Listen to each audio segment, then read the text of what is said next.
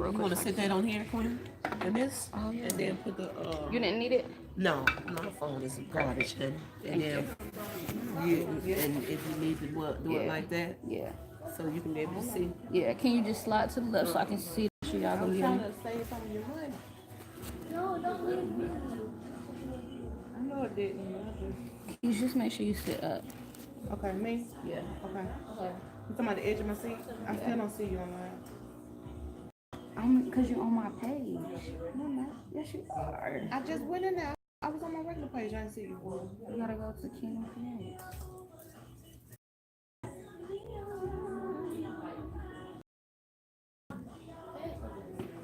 I know, but you can't. Can you grab this real quick? Yeah, Bree, it's still sideways. It's still sideways. And I'm only a But this thing is laughing.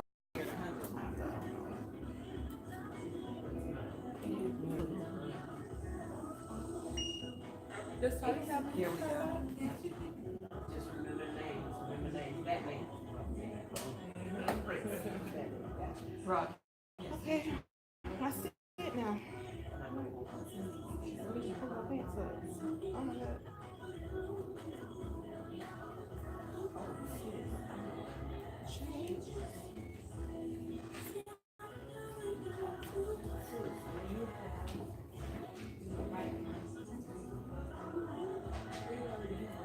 Oh yeah, in the background, once we get started, y'all, we can't talk because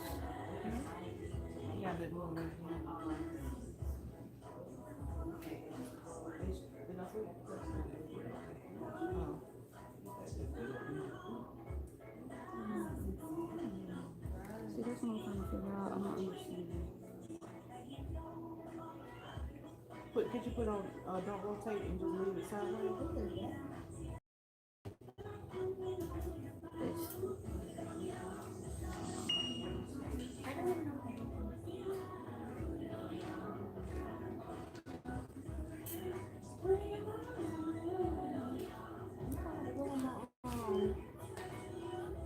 But it wasn't doing this earlier. I know it's fine earlier. Yeah. Oh, yeah, it's horrible.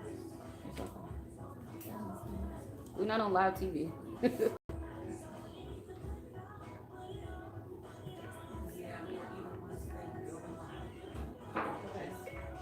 We do not own the copyrights to this song.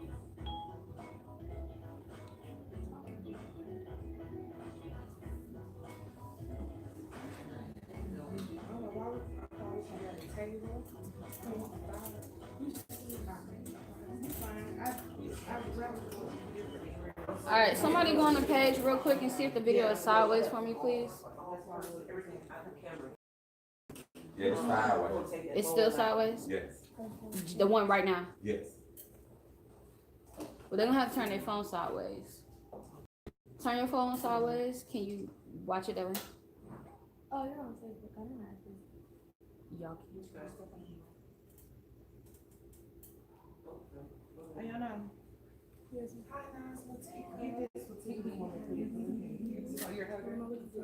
That was earlier. Huh? That was earlier. Yeah. Can y'all go on the one now? Go on. On Facebook? On Facebook, Kingdom Creates. Not yet, sis.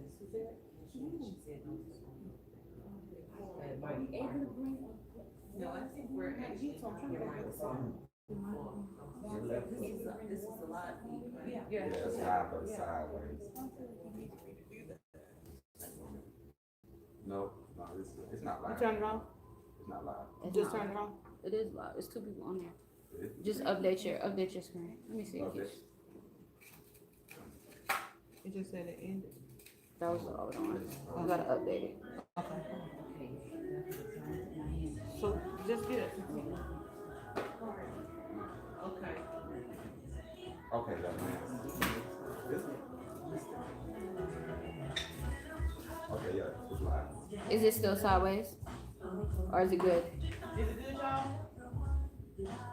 It's still sideways. It's okay. You're just gonna have to turn the phone sideways. So, It's gonna have to work. Okay. But make sure you put your volume down. Make sure you put on. Yeah, you can still see the questions. This sideways. Yeah, and I have a watch. It is still kind of sideways, but Yeah. it's nice. She says, It's good view. That's YouTube. YouTube is good. okay, so Yeah, update your screen, cause it's a long one. She logged out of it. okay. Slide your screen all the way up to the top, pull it down. Pull it down and make it Yeah, no, zero. but this thing right here. You're live. And then, if you do YouTube too, the YouTube going sideways. No, the YouTube one is good. Yeah, this one is sideways. On YouTube, The one is sideways. Yeah, but yeah, go to the YouTube one. YouTube is good if you The like. YouTube is good? Yeah, it's sideways. If it on Facebook, they can just turn it I mean, on. it's good. Let's get started. Show the relation. Yeah. Yeah, I think that'd be better. Some people be on YouTube, some people be on Facebook. Yeah, but the ultimate thing is gonna be YouTube anyway, so they go back and read it. Right along to the YouTube.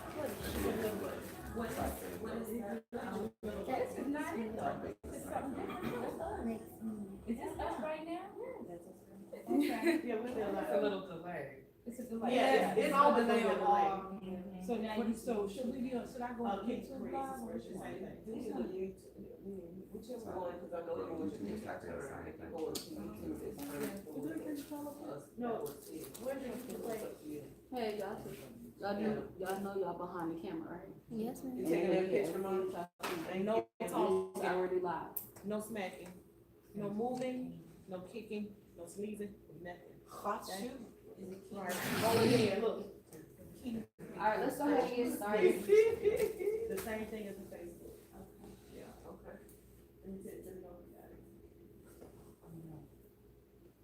Yeah, okay. Ayana, can you add? And then space, KRE, number 8. Z. Z, okay. Number 8, Z, how many yours says? And then expressions, EX, PR. It's different. The YouTube is sideways. Expressions. No, you're still on Facebook on yours. Okay. No, she's on Facebook. If somebody got it, maybe we might need to share, but we need to try to get started, cause it's live and they're Yeah. watching this.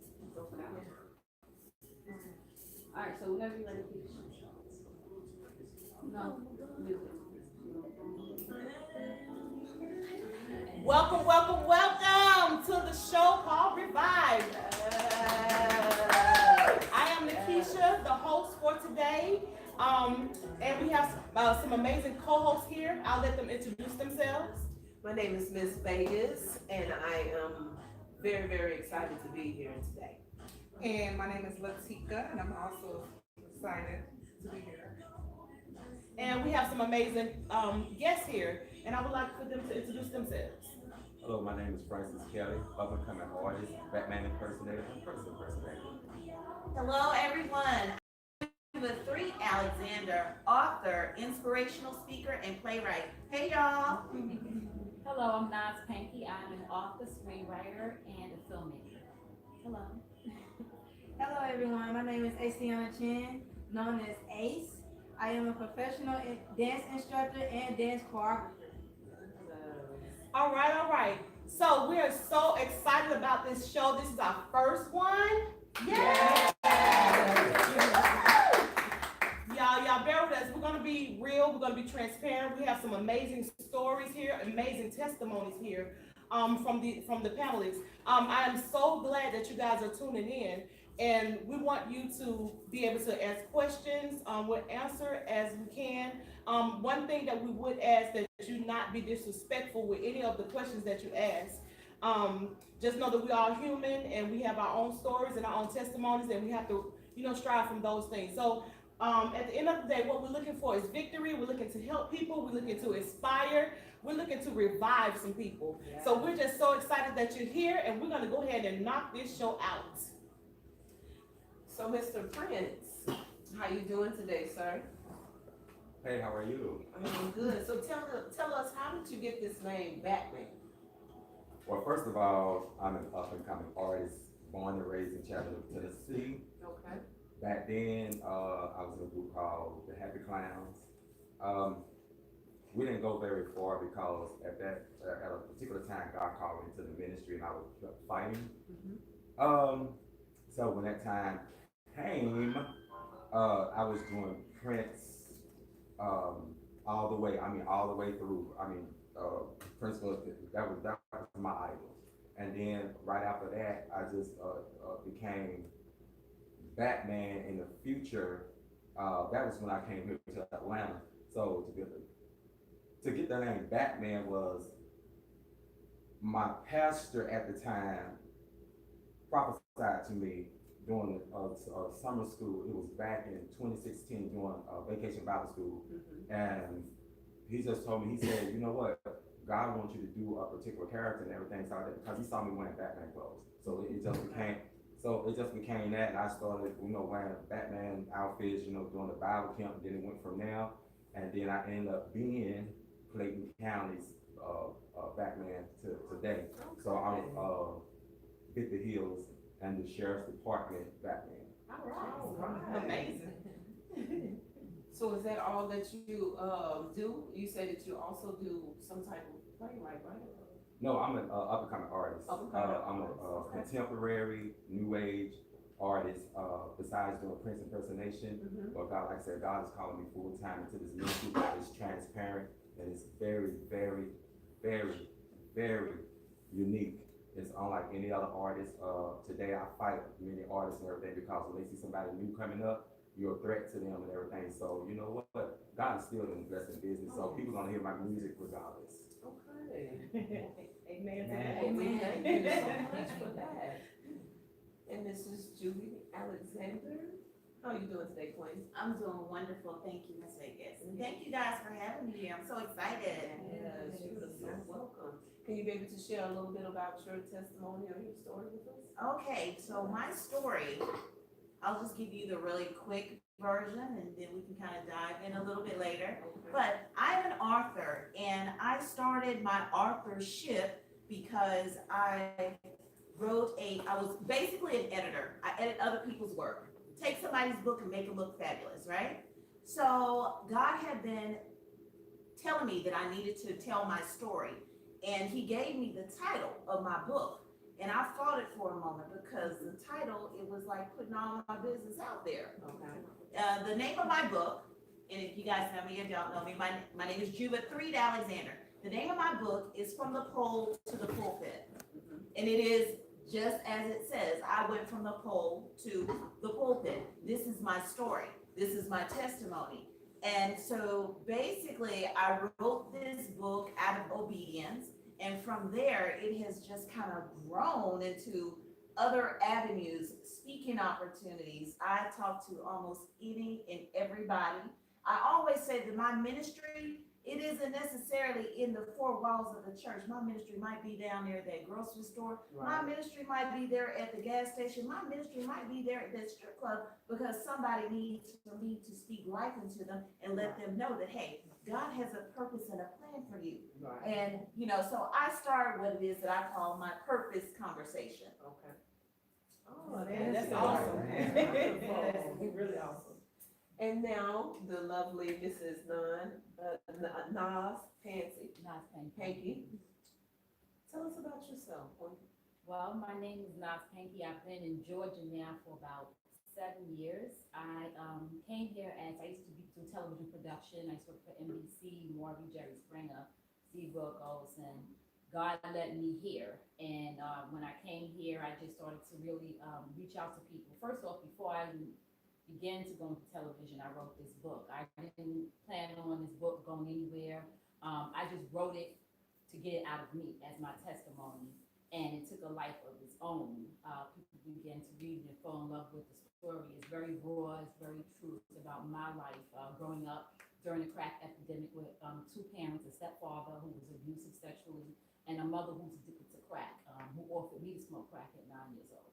So I shared my journey of coming out of that, going through bullying, going through having to fight my way through, being borderline illiterate and very low self-esteem and having bad relationships and all the things that happened I put it in this book, being suicidal, all of that stuff is in this book, and how I had to find self-love, which is through God, because sometimes we really can't love ourselves. We have to see ourselves through God's eyes in order to love ourselves. And that was my journey.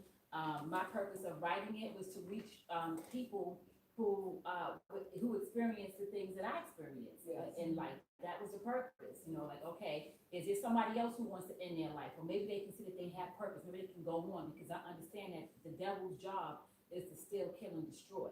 He wants us to kill ourselves. He wants life to be so unbearable that we feel like we have no way out but death. And the devil's a liar. And that's why I wrote this book, to encourage people. It's called Evergreen Uprooted, Memoirs of Secret. I'm really happy to be here. Thank you for giving all of us a platform to share our testimony. And I will not forget that night no more, honey, okay? You know I love you, sis, so I definitely, thank you so much for being here today. And Mrs. Ace, how are you today, Queen? I am okay. You just okay? I'm actually excited to be here, to get this opportunity to express what I've been through. And right now I'm 23 years old, so going through a lot of hardship with molestation starting at the age of 4. Has really brought me through a lot of emotional and confusion and like heartbreak after heartbreak. And even though that happened to me, I'm still here, and I'm living, and I'm doing like business. I'm getting my own business started. I have 2 baby boys, 2 beautiful baby boys, and we're happy. So to know that God is still able and God still moves through the things that you are battling with or you have been through is, it's a good feeling. And, I just want to encourage the people that actually went through the same thing to know that it's okay. God is still with you. You can make it no matter what. And, I want to just, Awesome. That is wonderful. I do want to say this, coming into this new platform, there are some nerves that I have right now, but it's okay. But I do want to say to the panelists, to everyone that is here, I really appreciate you guys. It couldn't be a show without you, and I'm just so grateful to God because we had one conversation, and in that one conversation, it was a yes. So I'm just like grateful, like, okay, I just said, I'm able to do this. You said, yeah, I would love to share my story. Each one of you said that, and I really appreciate that because my heart is through making sure that people are okay, with anything that they've gone through. I want to see people win. I want to see people survive. I want to see people live. I want to see people be happy in everything that, in every endeavor, everything they put their hands to.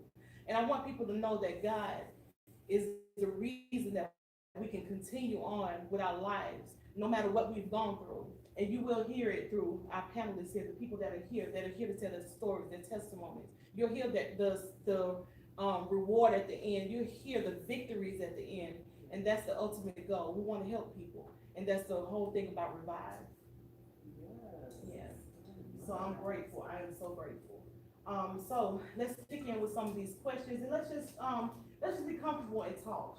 That's basically it. We just want to talk. We don't want to feel like we're just have to be here. So I just want everybody to be comfortable. This is a different type of show.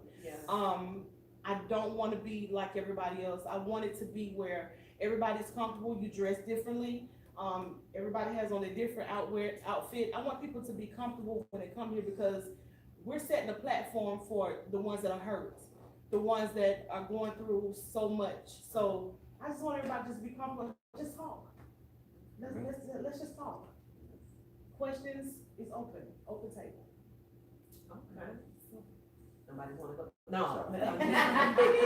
You know me now. I'll get up in there. So Ladies and gentlemen, can one of y'all be able to, and it should be for our co-host too, because all of us can be able to answer Yes, this everybody, question. yeah. Okay, tell me about an experience that you had to overcome. Not everybody talk at once. You know what, let me, I guess I will go first. This is what I really had to overcome, and I've been hiding this for years and years and years and years and years. I have overcome the fear of men for so many years. Man? Even men, Men, meaning men, okay, men, okay. all ages and stuff like that, because of what I went through when I was in high school. I was bullied, when I was, 6 and 7 years old in high school. Okay. When I was at the age of 5, my daddy, called me a sissy. While I was just sitting Indian style in the living room. Mhm. And I heard him and my mom was arguing about something and everything. I was just sitting up drawing and stuff. So my dad and my mom, they came into the living room, but they stood at the door. Mhm. And when they stood at the door, my dad just sit up, he just looked at me, he was like, Mary, why you always let him, why you always letting him draw? Why can't you just let him go outside and play football or basketball or something like that? He gonna grow up to be a little sissy.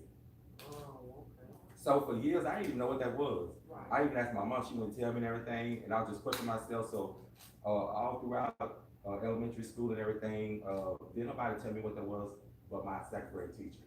Okay. She finally, told me what a CC was and stuff like that. So I've been fighting. I'm like, what is that?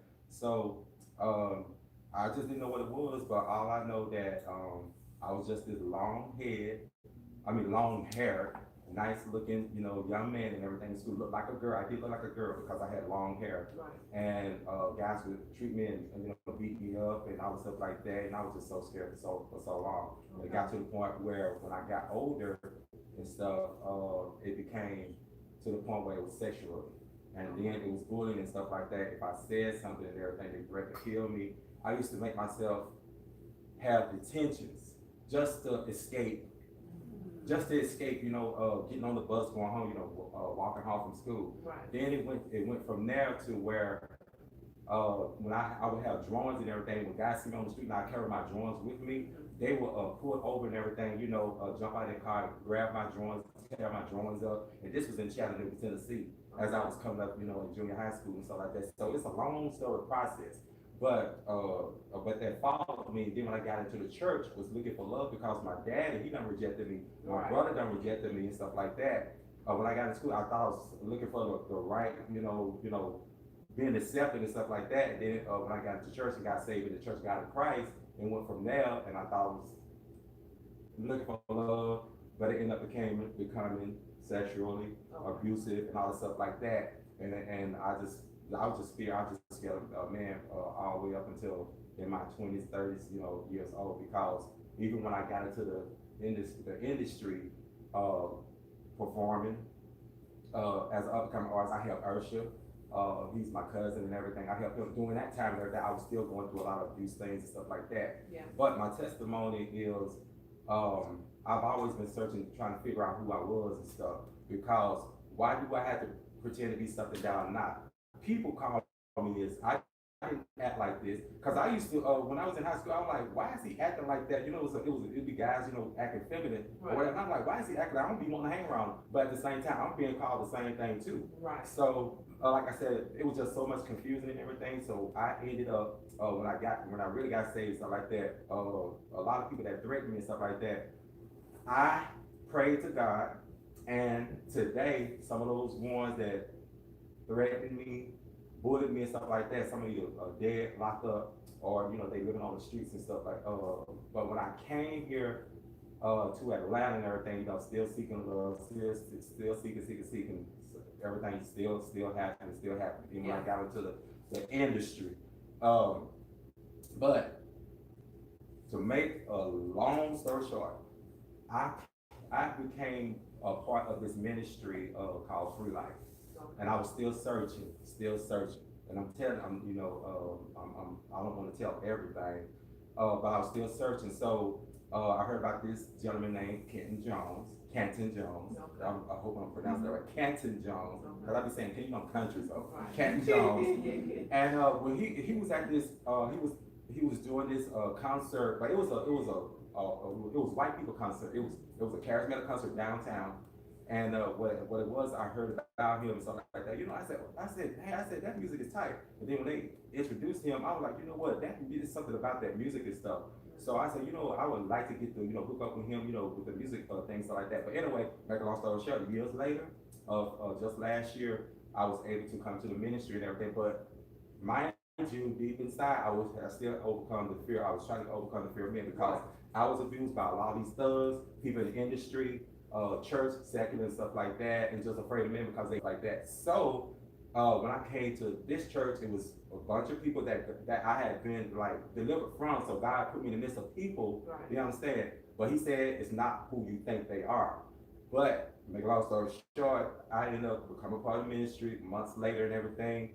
The pastor, he always ministered to me and everything, stuff like that. And from that point on, I ended up getting delivered from the fear of man by being around these brothers because this church is full of real men and stuff like that. Good. And today I can honestly say that this is a powerful church and stuff. But there was one particular woman that I told her that I'm going to mention her. She made me feel like a man because she changed my life since I've been. Her name is Rosalind Gunn.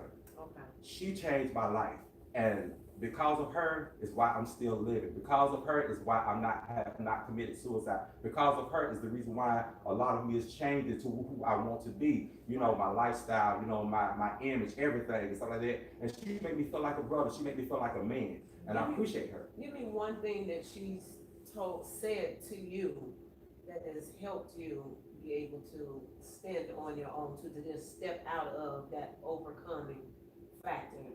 And you said that, okay, this is it. Well, I told her the truth, because people talk, people talk stuff like that. Like a lot of women, they look at men and stuff like that. Men are feminine, but I look at it like this too.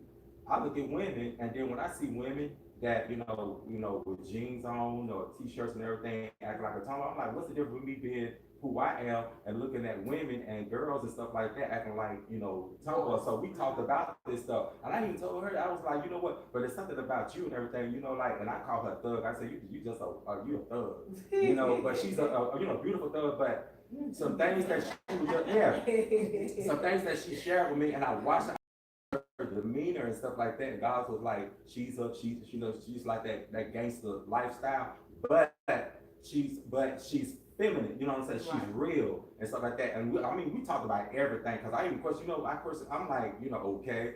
But one thing she said to me and stuff like that, she said, be who you are. Right. She said, no matter what and everything, stuff like that, God still loves you for who you are and stuff like that. And she said, we accept you for who you are and stuff like that. We don't judge you. We love you and stuff like that. Everybody got their, their things and stuff like that. So from that point on, but she said other things, stuff like that too. It's kind of personal.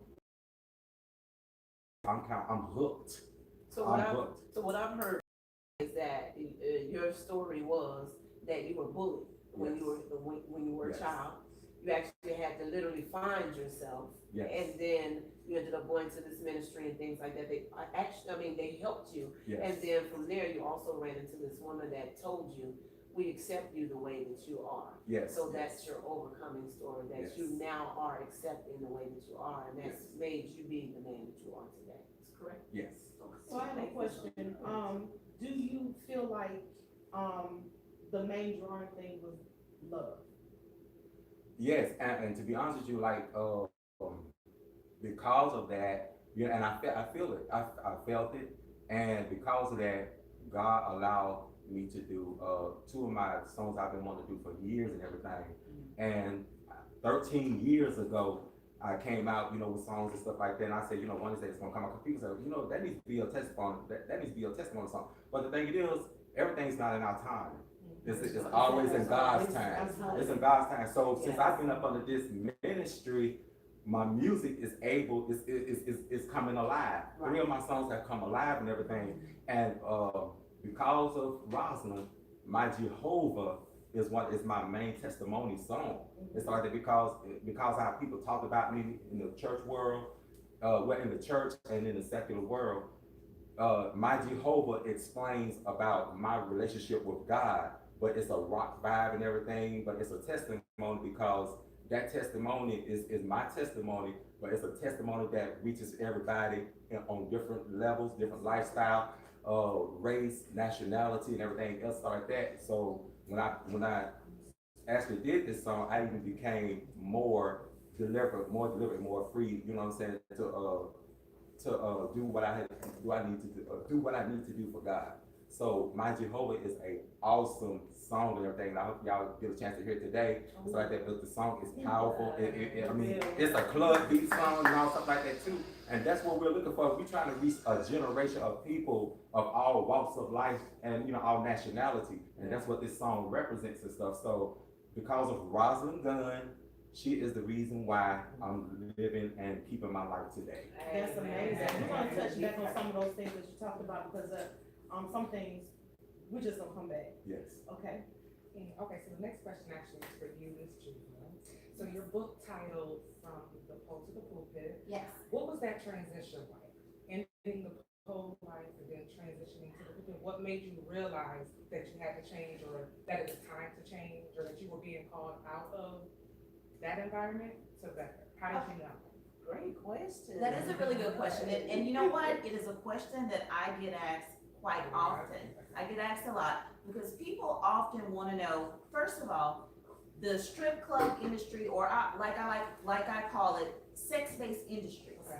A lot of times when you are involved in sex-based industries, people, and you come out of it, people are looking for the glamorized Hollywood stories.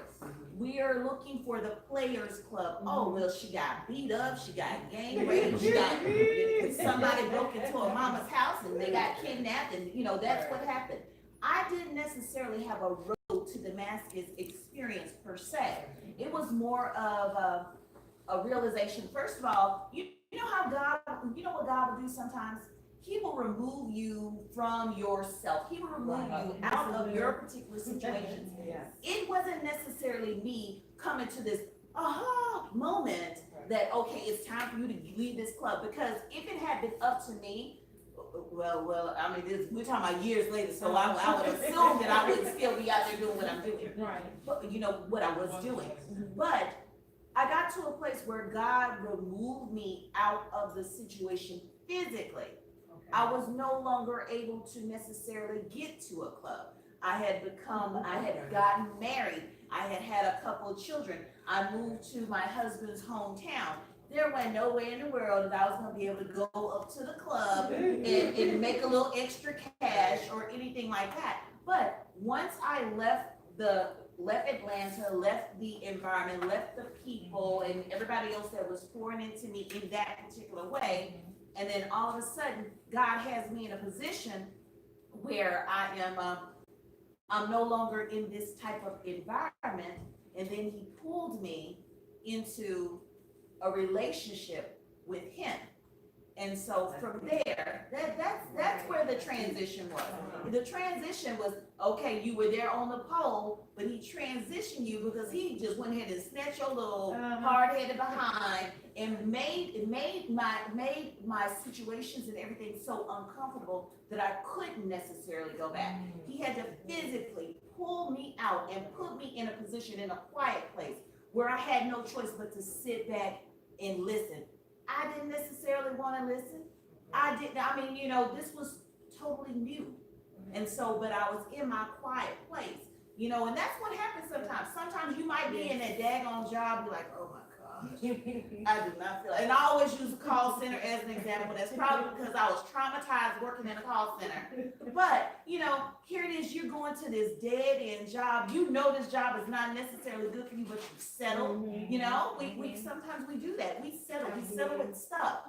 And then, but you are gonna still go. You are going to find yourself being content, being uncontent. You're gonna just stick with it. You're gonna stay in there because it's paying the bills. And then all of a sudden, something crazy happened on the job. all of a sudden they're gonna close you down. All of a sudden, you get fired or anything like that. God just moves you, push your little behind right up out of the situation. Yes.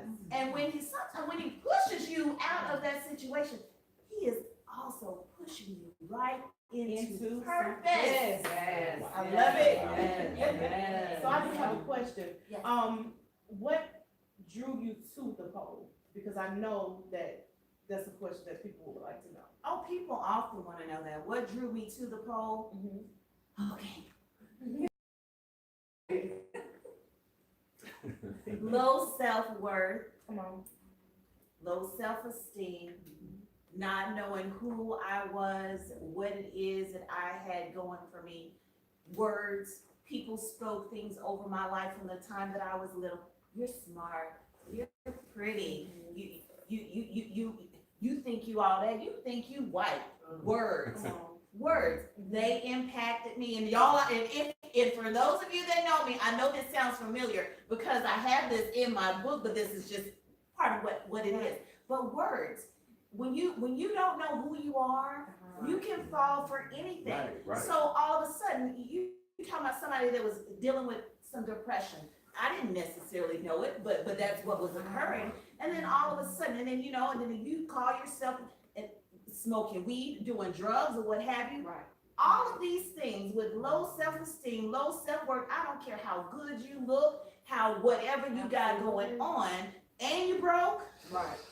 All of a sudden, when somebody presents you with this idea, girl, honey, let me tell you, you need to go, let me, I have these guys, I have a friend, he's having a bachelor's party, you can make some money.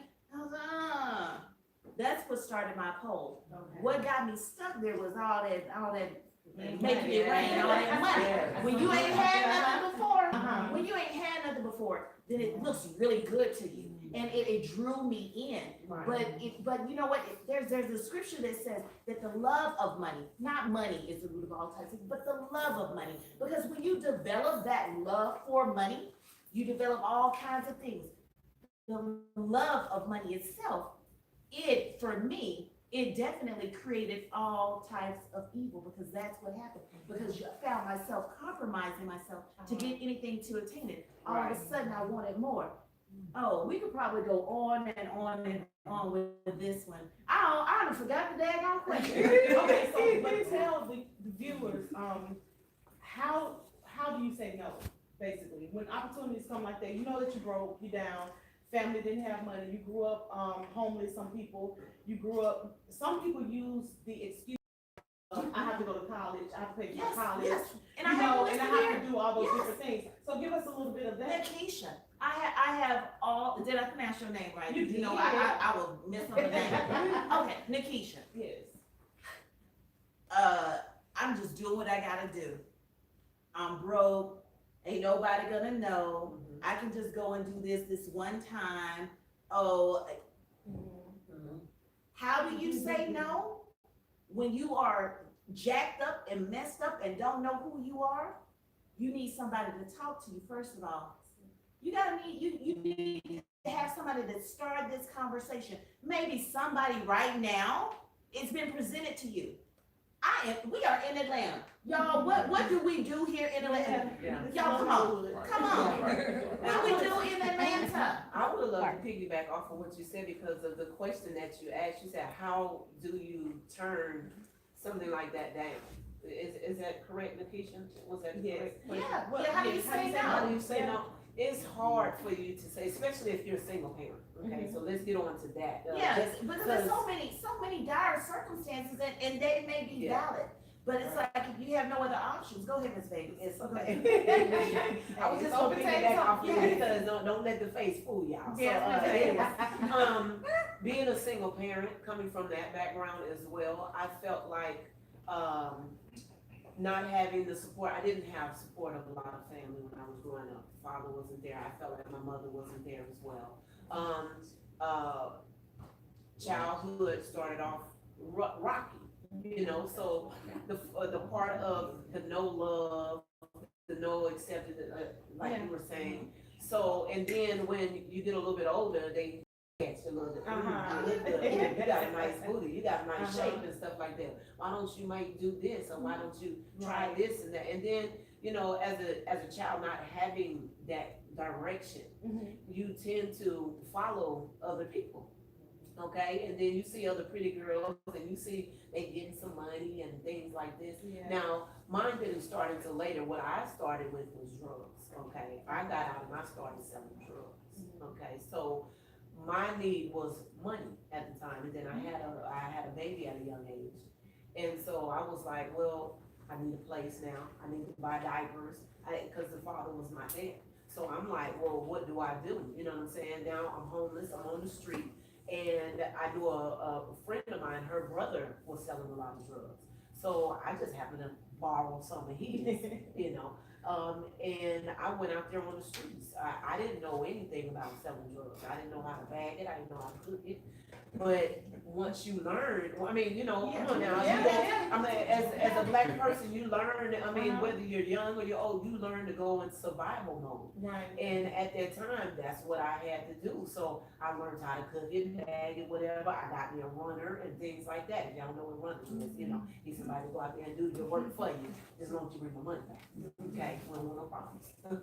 So, but, that's kind of the mentality that you have growing up, especially a lot of our homes are broken at a young age. Right. So whether it's from domestic violence, abuse, and a lot of us tend to run away from home. You get to experience another lifestyle. Your friends like, well, come on, let's do this, and then you know you're going over there. So it's a lot of love and acceptance. A lot of things that you can't really pinpoint and say this is what made me do it. That's what made me do it, but you did it. You see what I'm saying? You made a conscious decision to survive. And so those survival skills that you had, you went to the pole. I went to the pole. I went to drugs. I went to a lot of other things, but eventually we'll get a chance to be able to share with some more of those stories. But to answer your question, it was, you know, being surrounded by the wrong people. Getting, you know, not feeling like you had self-worth, you had love, but you had to learn to love yourself in some type of way. So if a guy came along and was like, oh, you look pretty, you look good. Okay, so now you're wanting that type of attention. So now you're putting yourself out there on the pole to be able to get that attention. And then, oh, money coming too? Okay, so now I can be pretty and I can get money too. So it was all of that wrapped into one that. So, because I know that like, in this time that we are in now, it's made for people make people feel that you have to look a certain type of way. Right. You have to have a certain amount of money, you have to hang out in certain locations in order for you to feel important. Right. So I want people to, if I can just give some little insights on, how you can feel important without being these people. You know, not having to level up to where they are, you know, because we have people that can't afford these things, but we don't want them running to the polls. We don't want them running to, you know, drugs and things like that. Let's give some advice on, you know, how they can, turn that down and just become who they are supposed to be. Well, I can say, my mom was a great influence on me, at a young age, and I know that the things, I went through bullying as well in middle school, and they used to just talk about me all the time. I really didn't talk to nobody. I always stayed to myself, so they really didn't have nothing to talk about. They just had to pick on me. And then I got to the point where I was so depressed where I would like actually break down at the moment they was bullying me. So my mom would just come to the school try to figure it out, but she mostly would tell me to pray right there. Pray while they bullying you. Say, devil no, you're not gonna, I command you to stop, you know? And at the moments that she was just saying like, just like I said, pray, but I know I had to get to the point where I had to encourage myself that I had to tell myself that I'm beautiful. I'm confident. I can do this. I can do that. I don't care what nobody says. And it's sometimes where I can also say that I met a young lady, Ayana, and she also told me that to write write words of encouragement on paper, on walls, on bulletin boards, and keep them in your notebook, keep them on your wall, keep them on your mirror. You know, encourage yourself every morning, encourage yourself walking, encourage yourself, just talk to yourself, pray, have God to encourage you, because he will encourage you. Even when it don't seem like he's there, he's always there. He'll hug you. You know, when you're there, he'll have you, and you know, but talk to yourself, pray, you know, just know that you can do it. You are beautiful, you are handsome. And like I said, my mom was she was always there. So she would always tell me, you know, encourage me all the time. And now that I have a male figure, his name is Delonte, he's my fiance. So he also encouraged me as well. He's the father of my two boys as well. So he always encouraged me. He was like, it's okay, Ace, you are beautiful. Don't worry about what all these other people are saying. You can do it. Don't care, you know, you come this far, you know, what you've been through, you come this far. You can go further. God got you, you know. So is that important to have people around you that can encourage you as well? Yes. Can I say something? And I failed to mention about my mom as well. Even though I went through what I went through without my brother and my dad, my mom was always there for me, even, you know, through high school, junior high school and stuff. I remember when, and I gotta be raw with this, and this is crazy. I drew a picture of Prince, but I drew him from head to toe. You know, like, you know how you take the drawings of, you know, artists and stuff like that. And I didn't do anything wrong. I just drew him from head to right here, you know, his waist areas and stuff like that. So, and I drew it in art, and I drew it in art class. So when I drew it in art class, the principal, the art teacher got mad and stuff like that. What you do? I'm like, it's not no nude picture or nothing like that. I mean, this is my idol, you know, I like Prince. Got in trouble for that. The principal, he was running for mayor at the time. And I'm telling you, my mama was really that funny. The principal, he was running for mayor, and I did not take a pallet. Because I did not take a pallet, that man took me, grabbed me by the head and threw my head against the wall, against the door. Now, mind you, everybody was talking about, you need a suit, stuff like that. Trust me, I'll try to get my mom to sue him and all stuff like that too. But my mom stood there and said, son, don't worry, because, you know, regardless of what, I still love you and stuff like that. You know, God gonna handle this, God gonna take care of this, stuff like that. But my mama, everything I did in junior high school, you know, coming up, my mom, she was there for me. So my mama, she's basically is my idol and everything, because like I said, she's been there for me. I can't speak for somebody else but my mom, because she played a role in my life. And till this day, I had to forgive my dad and my brother, even though they wasn't, you know, in my life. I still had to forgive them, even though I heard my dad at 5 years old saying this. And I still ain't want to tell him about it, because I don't want that to be a stepping stone. I still love my daddy today. He even called and texted me. When I was in Texas, he called me and texted me. He was like, what the heck you doing way down in Texas? You need to move back. If you don't want to move to Tennessee, just move to Atlanta, Georgia. That's what happened. I moved here to Atlanta, Georgia. I stay in touch with my dad and everything. I haven't held a grudge or nothing like that, because I think when you forgive people, especially family and stuff like that, everything else, you know, will fall in line. And by the way, Rosie, she just came. My friend Rosie, that was a blessing to me, so she's here today. I thank God she's here. So as far as forgiveness, would it be fair to say that you have to forgive yourself first? Yes. Yes, you do. I think You that's do. the first thing. Yes. Miss Panky answer that question. What was the question? Forgive yourself first. Yes, you have to forgive yourself, and I'm going to piggyback off of everybody and what everyone's been saying. And what I'm hearing is a lot of stuff happens from childhood, and that forms our personality, that forms our beliefs, that forms our character. And so when you mention overcoming, I remember as an adult, well, I'm an adult now, my son will be 21 next month. I'm an adult. But I remember I would go to clubs, birthday parties, weddings, and I never danced. I would say, oh, I can't dance. and I would be against the wall, and I would watch everybody having a good time, and my song would come on, and I wanted to dance so bad, but I wouldn't do it. And I remember as a kid, when I was sexually abused, my stepfather went to jail.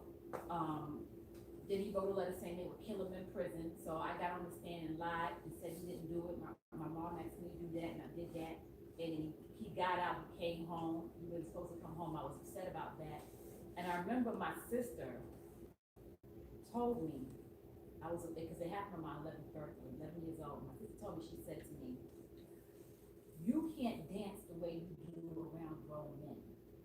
He would never hurt us, but you gotta realize you a girl. You can't be out there dancing and shaking your butt. And I was 11 years old, and that's why I wanted to kill myself during that time. And prior to that, I used to be a fool. I can't dance. I don't really think I have, but I was never afraid to have fun around people. And that carried with me throughout my whole life. I would go and watch everybody just having a good time, and I would be the wall. Or if I did dance, trust me, I was drunk. Yeah, I had to drink. I couldn't just naturally do that. So I say that to say that, you know, things that happen, I think the healing begins when we get healing so we can be better parents to our children. Because it starts with childhood. It starts with your dad saying, oh, he's a sissy, you know? Someone saying, oh, you're cute, or you're smart, or maybe saying, oh, you're a little white girl, or saying things to make you feel good or bad about yourself, and you just seeking that praise. Everything comes from, you know, you feeling maybe alone. So you looking for love in all the wrong places. That's what it comes from. So for me, I just feel like, yeah, we have to have understanding. We have to have a lot of understanding, because if you're somebody that's coming from a broken home, or coming from a background where you've been sexually abused, or coming from a background where you've been bullied and things like that, and you meet the wrong people, the Bible says bad company corrupts good character.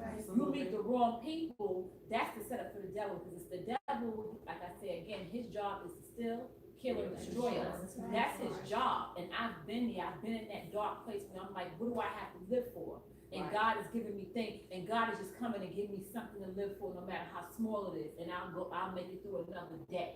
So I've been there, and I know how the devil will creep in and try to destroy. And that's why I think counseling is important, especially for us as Black people. We were raised to believe in counseling. We done been through slavery. We done been through being lynched through the civil rights movement. And it's like, hey, you know, all these things happen to us, and it's like, you know what, yeah, you people just get over it. Y'all deal with it, y'all get over it. And that's how we was raised in our community. But we have to start healing ourselves so that we can be better parents to our kids. That's how things are gonna get better, really. Because what I'm hearing from everybody is something that stemmed from the childhood that developed your character to go out and seek these things. So that's what I think. Like you said, we have to forgive ourselves, because as kids, we're not raising ourselves, but understand that God does lead us and guide us and teach us. And as we teach, you know, it says each one teach one. We have to also teach our children and be better parents. That's important. What was your breaking point? Where did you decide to say, you know what, I can't do this anymore? Did you have a support system, or Lord. was it just like something happened that just cut it off and say Something happened. Amen. So Amen. Y'all don't know what Tell us So it happened. I had two sons, and I decided to go to school. Now, I had passed all the way from elementary all the way through high school and could barely read. I grew up in the Bronx. I grew up in the 80s when they was passing, I don't want to say the N-word, but they was passing Black folks it's through. open table talk? Yeah, they, you know, I get raw. They were just passing us through. That's the time I grew up in. And so I went to call myself going to school, and I could not get into regular college courses. I was in the lowest of the lowest of the lowest level of remedial reading. That means I gotta go through one remedial reading class, then go through another remedial reading class, then go through another remedial reading class, before I can even get to a college credit class. Do you understand? Yeah. And I was mad, because I was a grown woman and there were all these little young millennium kids and everybody had such high self-esteem and I had very low self-esteem. And all the girls would come dressing and looking pretty and they would have their head all held up high and I thought they were being conceited and I just couldn't deal with the lovebirds and the couples kissing and everything bothered me. I would go to the school, I couldn't find a parking space, I would sit outside. Like, why do they have all these people here and there's no parking? And so this is what set it up for me and what changed my whole life. I had just went to church too, and I said, okay, I'm gonna rededicate. You know, because I always would go to church and I'd be like, oh, I done fell off. Right. Man, or whatever it is, something that I done fell off. So I said, okay, I'm gonna get it right. So I done went to church and everything like that. And now I'm in the car and I'm waiting for this parking space forever. And there's someone, I'm parked like right here, this is my car, there's somebody parked right here, and the person pulls out this, and someone from over here pulled right in. Well, this is my beautiful sister here. I wouldn't even think about fighting nobody today, so don't y'all try to fight me, right? I'm fighting. But back in the day, back in the day, when I didn't care if I was live or die, I tried to kill you back in the day. That's how I was. I was scary. From the Bronx. So yeah, back in the day I was now I'm just old. Yeah. I say, oh, I'm old. Yeah. Back in the day I tried to kill you. And somebody pulled into my parking space and I got out, left my car running. I cursed this girl out so bad, she rolled her window up. I was calling her every derogatory name known to man. I was just angry and it was all coming out on her. She didn't even look at me. She was so scared, she started her car and she just backed out the space and went and parked someplace else. And I pulled into the parking space.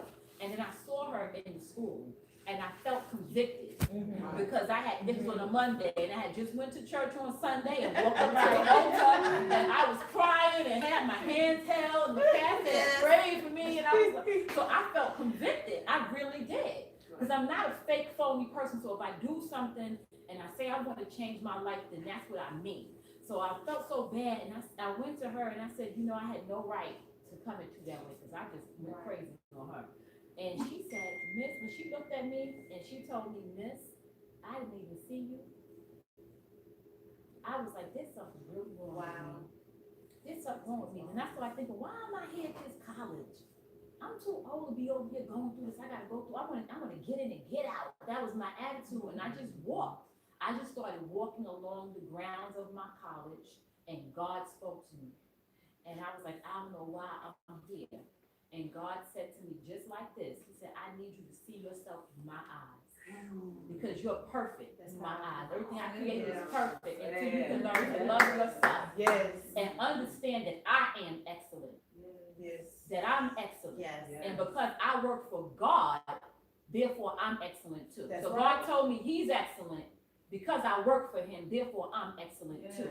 And that's all it took. I went and it was like, okay, I don't know why I'm here, Lord, but I'm gonna trust you because I know through all the things I've been through in my life, I know that God has always been there to take care of me. He's always picked me up. He's always saved me. He always rescued me. I said, I'm gonna trust you on this.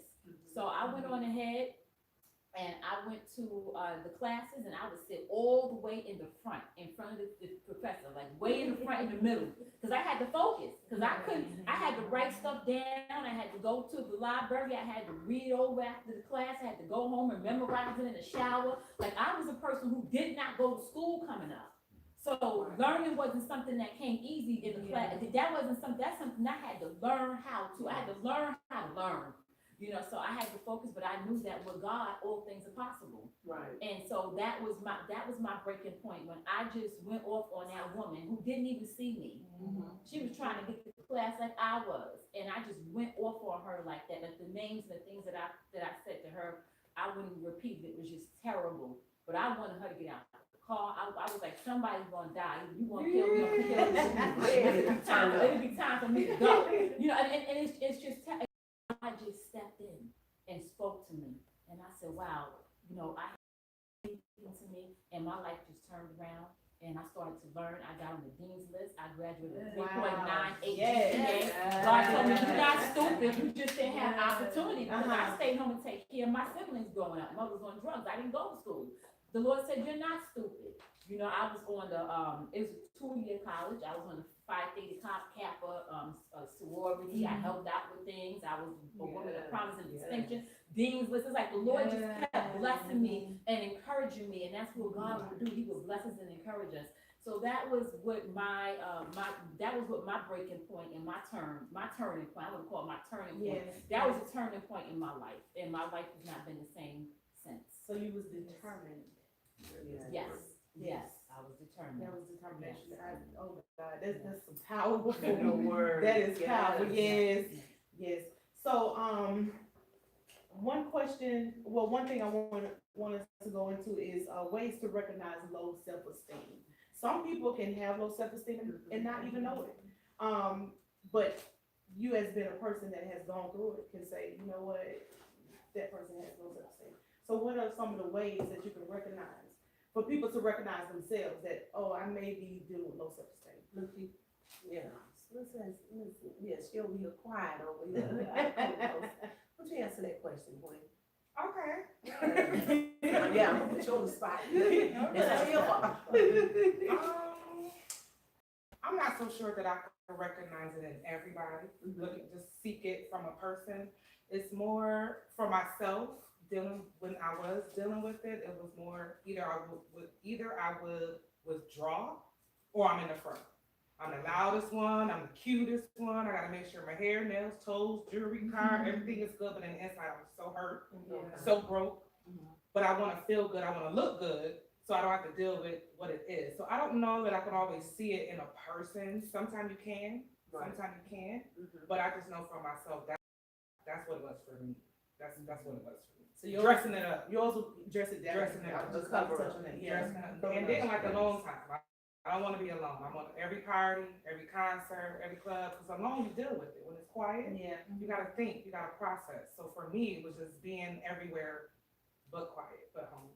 So because you're saying that, tell us or share with us a story that you had to overcome with your highs and lows, a challenge.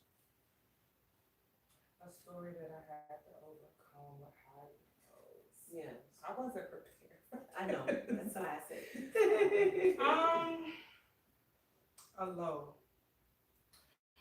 4 years ago, my grandmother passed away. Okay. And I was in a room with her.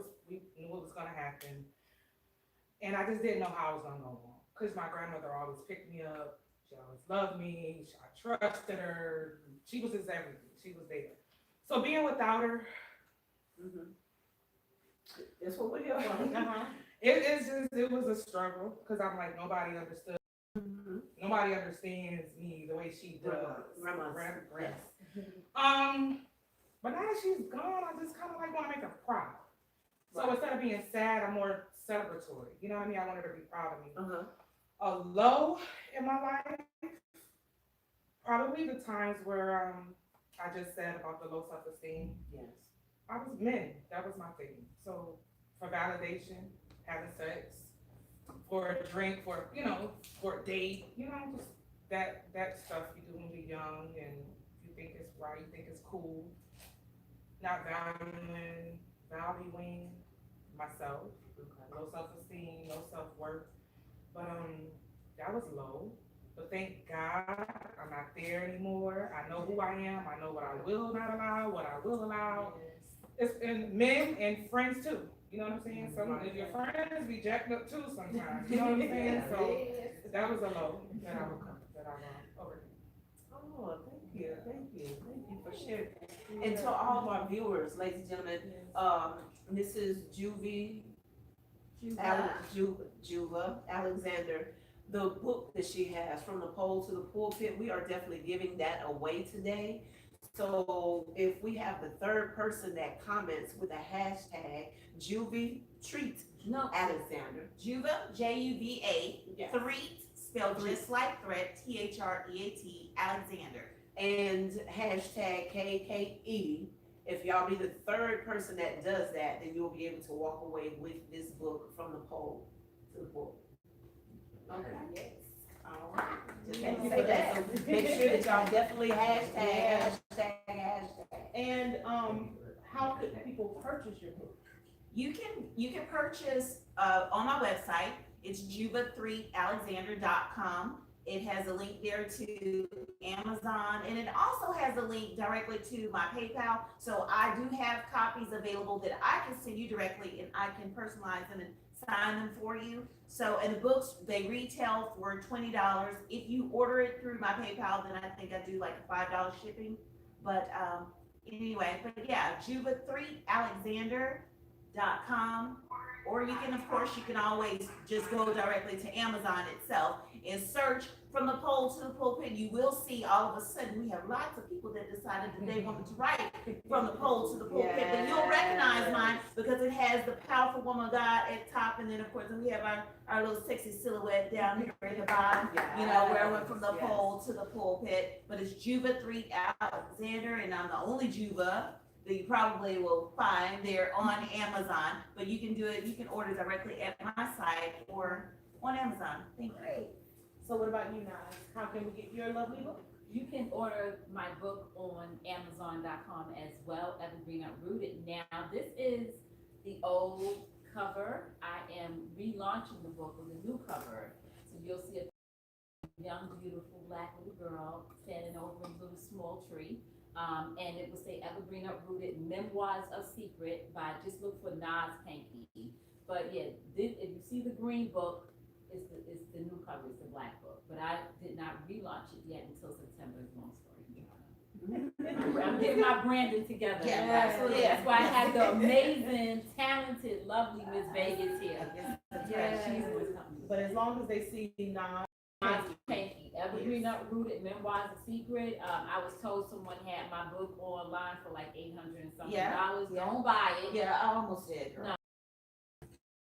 Ever. Buy because it's a black cover with a little black beautiful girl on there over a little small evergreen tree that's rooting from the ground. But it'll say Evergreen Uprooted, Memoirs of Secret, Nas Panky. All right, and tell us a little bit about your book too, Mrs. Panky. Where did the name come from?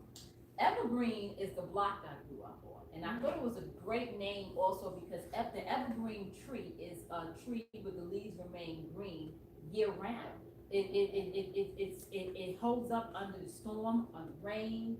It doesn't matter. It stays green. It remains that way year round. And I feel like all the things that have come at me in my life, I'm still who God created me to be. Absolutely. So that's why I wanted Evergreen. That's where the name Evergreen Uprooted came from. Because I'm still the same, but I was uprooted from my circumstances, and I thank God for that. Yes, and it's just Memoirs of Secret. It's just Memoirs of Secret of my life.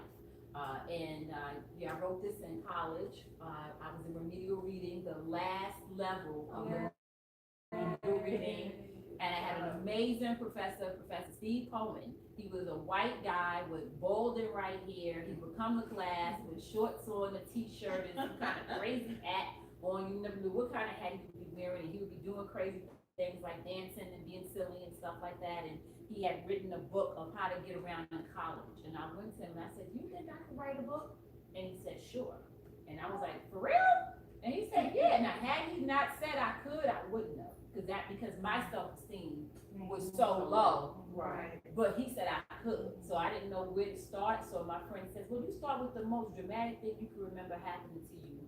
And I did. And I began to write. And I had to write several drafts, of course, because this is where this book, and it's just about my life as a child. I just want to add that there's a lot of things that I went through with my mother. My mother was a great mother prior to getting hooked on drugs. Right. She was a single mother. She did make mistakes. You know, I have two sons with two different daddies, so I'm not going to judge her because, you know, it is what it is. Yeah, she made mistakes in life, but she was a really good mother until she got on the drugs. And by her being on this drug, this was during the crack epidemic when everybody was strung out on this crack and didn't know how to get off because it was a new drug. And she kind of got caught up in that. But we have a great relationship today. I love her dearly. I have a great relationship with my sisters and my family, and we're all alive, praise Yes. God, we're Yes. still here. Yes. As long as we're alive and we're still here, we can work through anything, because we still have that chance to do so. So, yes. Did you have to go through, a forgiving process? I with your did. family? I did. We went through so much. I mean, there were times we didn't speak in years. We went through so much. And it's like, okay, after so many years go by, you're not speaking to your family, and it's like, why? We could have just talked about this and Right, you know, right. why? Yeah, so. So let's touch on that, because I know that there's a lot of brokenness in families. And that is one of the reasons, I think somebody mentioned that, coming up in broken families, and it kind of like creates, you know, builds you as the person that you are today. So let's touch on some of that, as far as like the brokenness in the homes. Giving people encouragement and letting people know that some things are not, because as I hear the stories and as people that I know, it can be something that's very minor that, you know, break up homes, break up families, you know, and we're not speaking for years, and then somebody pass off, and then they'll be feeling, you know, high and dry, like, okay, I should have said something, or I should have done that. So let's touch on some of that. You know, what can we do? Go ahead. Well, me, because I'm the one that said that a few minutes ago. That's a good question. I'm glad that you directed that to me, because my mother is here definitely for support. Shout out to my mom. Thank you so much for coming, mother. But with me, it took me, I'm gonna say close to maybe, I'm gonna say roughly 16 years, 15 years that I literally had a conversation with my mom growing up. I think when I was separated and I left from the home,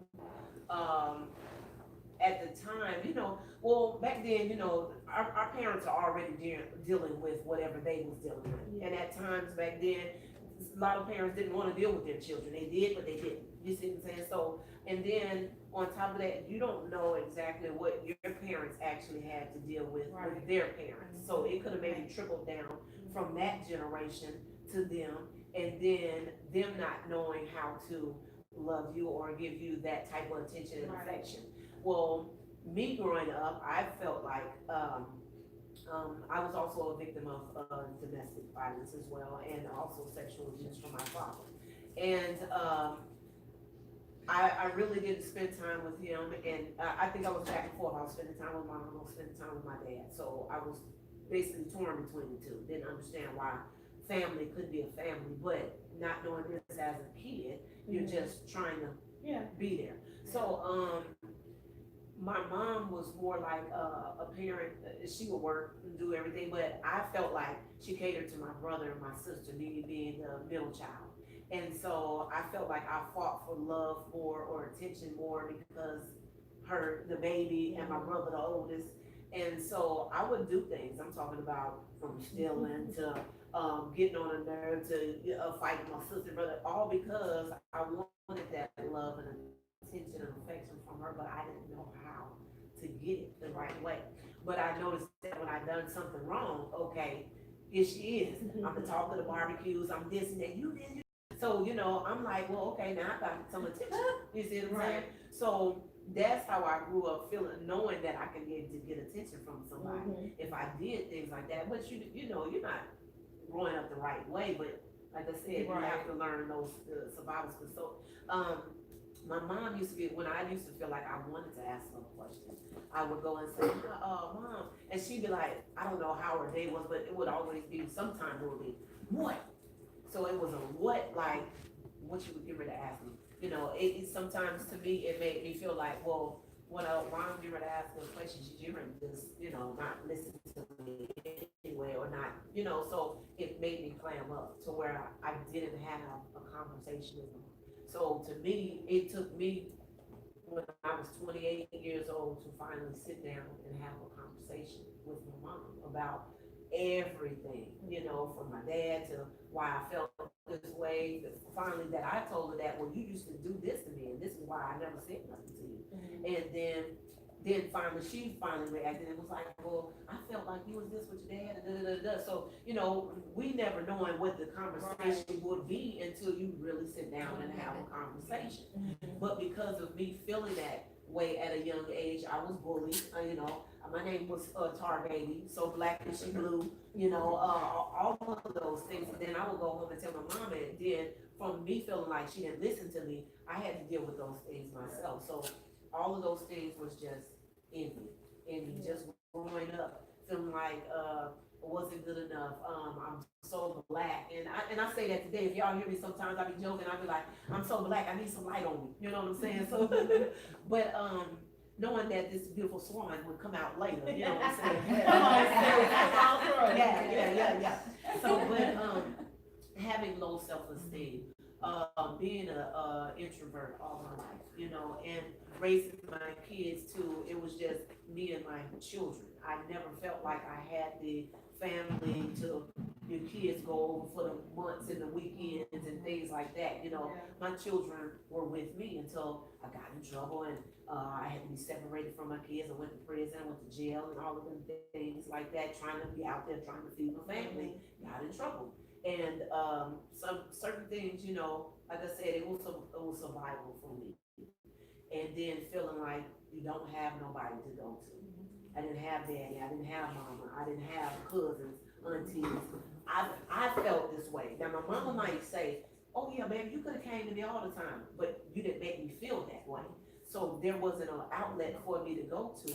Only person that I had was God. So the reason why I'm standing here before y'all today is because of that man upstairs. Yes. When I had to literally encourage myself to be somebody, to want to be somebody, of the time that you ain't gonna be shit, you ain't gonna do this, you ain't gonna be about nothing, you just like your dad. You hear those types of things, or, or certain things that I felt that I took in, you know what I'm saying? Like I said, I didn't have the conversation with mama to know that, oh baby, it wasn't like this. This is what I grew up with, so this is my story that I got to be able to share with y'all, because I felt like I grew up as an introvert alone, and so the only person that helped me overcome the sexual abuse, the suicide, and I felt like that. I had a baby father that was in my life, but he was jealous. He was too jealous.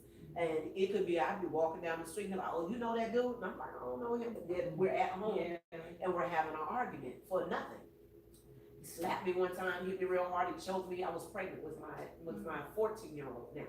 And to where like, okay, then I'm still not feeling self-worth, all of that. Right. I ended up taking a whole bottle of pills to try to kill myself. And then I called him, I was like, well, you don't care about me, you don't care about this baby, you're trying to hurt me and this, that. Well, then this is what's gonna happen. And he was like, oh, you just playing. I said, okay. After I took them, the only thing I can remember is this faint siren in the distance. I can hear a faint siren, and the help was on the way. I didn't have that the strong sense of godliness that I have now. Right. To where back then I would have said, well, that ain't right. It didn't take me like that ain't right. I didn't have a sense of wanting to live, even though I had another child within me. I didn't feel like, well, shoot, he ain't gonna like me, he ain't gonna love me, he ain't gonna want to be with me anyway. Then on top of that, I've already had 2 children. Daddy's not in the picture. So third father, he acting like he ain't gonna be there. So, I didn't have, like you were saying, being molested by my father. I felt like every man came into my life, only thing they did was take. They never restored anything. So I'm single to this day because of me still feeling that way. And I would, relationship with guys now, I still feel that way. I feel like when you look at me, you look at me, but you don't see me. You see that I got this little hump in the back of me, because a lot of times when I would walk past them, they'll see you, but they don't see you until you pass them, and they go, hey, come here. Yeah. And I'll be like, well, no, you don't need to see me. You don't look at my face. You see that I have a backside. There you go. And then now you want my attention, and a lot of times as young, growing up like that, that was the call. So let's stay there. Let's stay there. Now I just want to back to what you were saying, like my low self-esteem is really like being Batman and being, you know, the new Prince. I feel like that's gonna draw attention and, you know, allow me to have friends to, you know, feel good about myself. But deep down on the inside, I am so lonely because of so much what I've been through. That's even today. A lot of times when I get in my closet, I'll go out and I just do Batman or I do Prince just to, you know, make myself, you know, encourage myself. But I'm learning that because I used to please man all the time. I mean, like I would dress the part, look the part, all the time, just dress. Even in the church, the only way I can do things so like I gotta look like them, and I just got tired of it. So even today, wrestling with it today and everything, I'm like, okay, you know what? Either they gonna accept me or not. And so now I have gotten to the point, like even like I said, even with my music, and like I said, I'm getting my music out there. A lot of people feel like when you're new and you're coming up, even when there's artists that are already out there, secular, gospel, whatever, when they see that, you know, you guys are going for this, they'll try to, you know what I'm saying, they'll try to block you from going forward. Now I know my calling and I know what God is calling me to do. So I'm like, I'm gonna stop putting up this wall because I get tired of being hurt when I'm trying to do something and then it's this and that and all stuff like that. So I'm learning to encourage myself because trying to please man, trying to please the church folk, I hate to say it, but church folk, niggas, you know, especially niggas, it's not like that. It's so hard. I mean, it's hard. It's hard.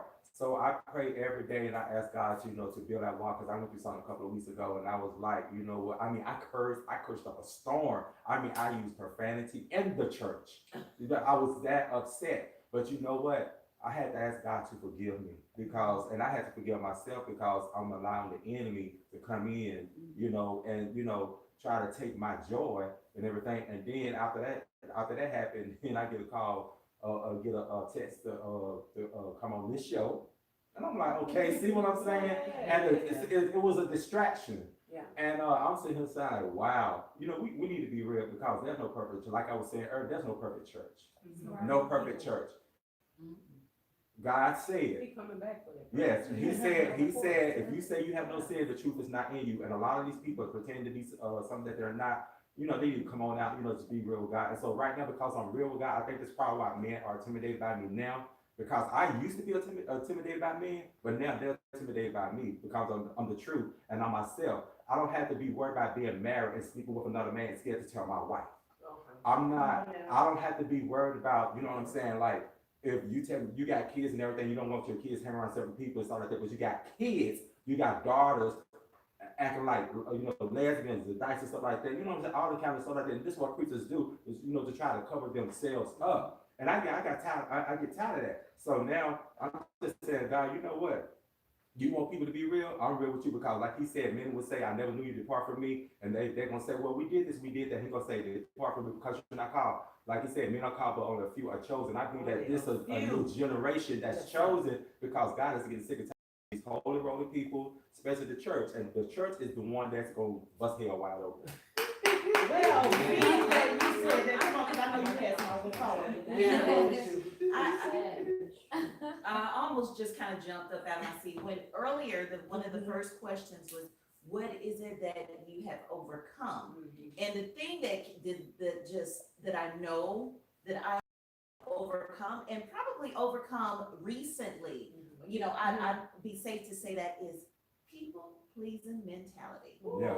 I have overcome a people pleasing mentality. Yes. Now I have chalked this up to being okay. I done just got old, you know.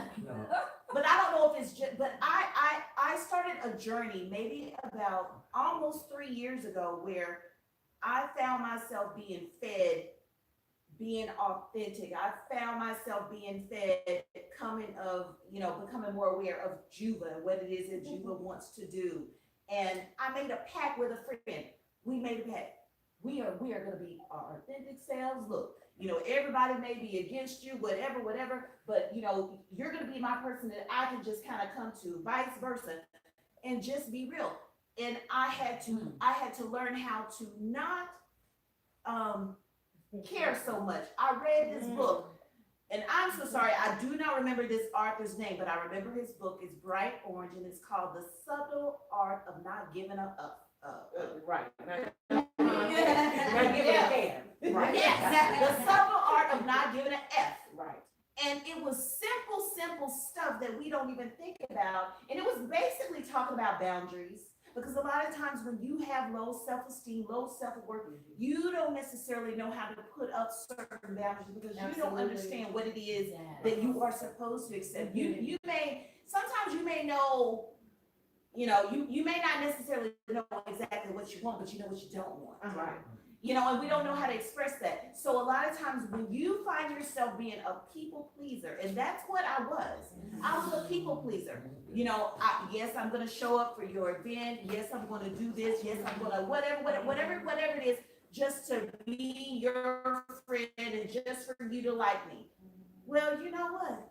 I learned I ain't gonna be everybody's cup of tea. Everybody ain't gonna like me.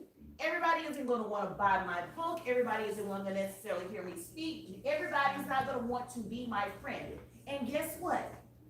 It is okay. Absolutely. Because first of all, I have to learn to love myself. And if I don't know anything, I know God loves me. He is crazy. He is crazy about me. He is crazy about me with all of the imperfections, all of the flaws, all of the everything that makes Juba Juba. Yes. And if he loves me and he's crazy about me, then daggone, I love me too. Right. I should do. I love me. I love Juba. I guess and I love you too. I feel like going to church on that. Yes. I feel like going to church. Yes. That's heavy. I feel like going straight to church. I feel like putting on the gospel music and getting up and doing the dance, running up. Yes. That one right. Yes. Let me tell you something. That is heavy. What you just said. Very. That people pleasing. Yes. What you said about the church. Yes, Lucifer singing choir. yes. There is no perfect church. Right. None. Because they was right in heaven. And Right. if God had to get a Get them out of it, third, yes. he took a third of the angels with him, Right, then what you think we gonna go through here on earth? Right, Okay, right, so right, we right. already know that. right. People pleasing, that right there, my sister, is a heavy. Yes. Yeah. You have to get to a point where you say, you know what, I do not care. I've had so many Right. people because you're not doing what they want you to do. You're not over there skipping to their beat, Right. and ticking to their top. Right. They want to stop being your friends. I Right. have people, Come I have on. people take me off their Facebook page, Right. friend me, Right. stop speaking to me, and I'm like, well, Well, why? I do. They can't do it. You know, you didn't If get they can't get what they I'm want sorry. out of you, they don't want nothing to do with Yes. you and all Yes. that stuff. And like you have to reach a point where you say, you know what? I know God loves me. He's crazy about me. Yes. You know what? So I'm gonna be crazy about me too. I'm not gonna worry about that. And that is so true. That people pleasing, let it go. That's what, I'm sorry, that's what my song is, My Jehovah, when y'all been getting a chance to hear it, that's what was My Jehovah, she heard it. Yes. That's what Jehovah is talking, My Jehovah, and everything that applies to what I've been through and the lives of people and everything. I done got to the point where, you know what, since, I like a making love, okay, I'm making love to God. Hello. Yes, I want to say, I also had my own experience in high school with the people pleasing. I had we had dance classes, so I actually started getting my dance classes in high school, and we had ballet, jazz, modern, hip hop, the whole shebang. And it was, you have these different cliques that always talk. You always got something to say and pointing fingers. And it was these three girls that they always looked at me, but I can tell it was something that they had against me, but I didn't know what it was. But I always say, like I said, I always say to myself, and I had different people that still talk to me because I'm a cool person, I'm an outgoing person. You talk to me, I talk to you. We have a good conversation. I dance. We learn from each other. It's a dance class. That's what we're supposed to do, learn from each other. Right. So they always ask, just look at me weird and eyeball me, and I'm like, okay, what do I have to do to try to fit in, try to make myself okay to them so that they can talk to me? And I was like, okay, for years, high school was for 4 years. So I went through it for 4 years, but the last year I was like, okay, I actually went to that. I was like, okay, is there an issue? What do we need to do to actually get this solved? Because I don't want the disconnection. I don't like how this is because I haven't did anything. So I want to know what have I done? What can I do to fix this disconnection? They was like, well, we don't have anything. It's nothing. Okay, guys. And no, it's So, not. and I'm like, okay. That's how it is. Yeah, and they feel like they thought they was all of that. You know, I'm the best dancer. I'm doing this. You can't do what I'm doing. I was like, Yeah. oh, what am I doing now? You know, and the teacher always was giving me credit, so they always had something like they try to do better than me all the time. See, that's the time that we're in now. That's the time I was talking about. We're in that time now where people have to feel like they have to amount to or be what you are, or you know, be on the level that you are. Right. Everybody on this platform, everybody here has something that they've done that I haven't. Right. Yeah, there's always somebody that's something that's a little bit better than what you've done, but you always have something that's better than theirs as well. Yeah, right. So it's like, I don't know why we're in this place now where we're putting people down, where we're, you know, talking about folks and always just ridicule. But then I say too, you know what, I went through this. That's what I'm talking He about. went through Yes. this. And if we can go through it, I can go through it. Yes. Yeah. My God is above all Yes. things, so that means that I can become victorious. Yes. No matter what people say, no matter what people Yes. do. Because like leading up to this, this platform, God spoke to me last week. I want to say it was last week or week before last, at the end of the week. Mhm. And he said, daughter, I want you to do a talk show. He knows that I'm not a talker, but I know that whatever God tells you, you don't have to, people put you in a place now where they make you feel like you have to have doctrines, you have to go to these different Yes. schools for the Yes. Bible, and this, Yes. that, and the other, in Yes. order for you to become somebody. That is where I came from, where people would belittle you or tell you, no, you can't do this, that, and the other because you don't have a degree. You haven't been to Bible school, you haven't done all these things, but when God tells you something, when he places on your heart, he's already made it. He's already made the platform. All you have to do is just put your feet to walking. All you have to do is just move your feet and say, hey, you know what? God told me to do this and I'm gonna do it. You don't, some things, yes, psychiatry, different things like that. Yes, we do want you to go to school for that, because we don't want you to get bad advice, okay? But it's like things that God puts in your path that you know, you just know that you know that you know that this is what God wants me to do. And you just have to step out there, you just have to say, Lord, you know what, guide me, lead me, this is yours. And whatever you want me to do with it, I'll do it. So I just want people to just know that whatever God places before you, he's already made it. He's made your audience, because I was worried about that. I was like, you know what? My closest friends, they don't like, I know they see it because I see the views, but they won't like it. They won't encourage. They won't try to strengthen you. You know what I'm saying? They won't say, hey sis, what can I do to help? You know? So sometimes we have to overlook that, because then it puts you in a place where you're saying, you know what? I don't want to do it because, you know, ain't nobody gonna support me, or I don't want to do it because I feel like I'm far. Right. I don't care if it's just one person. I've already heard the one person here, just being here, Right. that needs some type of deliverance from whatever it is that places them to, you know, puts them back on their place, or something that they can't overcome Right. or haven't overcome. So it's already happened, but we just have to have that mindset where we just say, you know what, however God does this, I'm gonna do it. Right. And don't let people shy you away from anything Right. that God tells you to do, because Yes. he will punish you for that. Yes, he will. He will punish you. Yes. Yes. He will Yes. definitely remove any and everything away. And I mean, he's a faithful God, he's a just God, and when he really wants your attention, he will remove everything. Yep. And then and then the main thing about it is that when you don't want to remove the person, he will turn around, or the situation, he will make everything around you crumble in order for you to pay attention to what Yes. he's trying to get you Yes. to do. Right. Yes. And so me being an introvert, as I was telling y'all, I learned how it's okay for me not, I didn't grow up with friends. So it's okay for me not to have a friend, You see what I'm saying? But as I'm getting older, I'm learning that, okay, friends are good for me to be able to have, you know? And, I'm walking in my purpose right now. My purpose is to be a blessing to others. So anytime that I feel like I can be able to assist or help them, push them beyond their, natural state or their mindset that they didn't stepped in, but they have not stepped out there. I think that that's the voice that I do have for people, you know, to make sure that they're walking in their purpose. So, one person that actually brought me here to your show, I would love to be able to bring her around here so she can be able to share in all the goodness that God has done for her. Yes.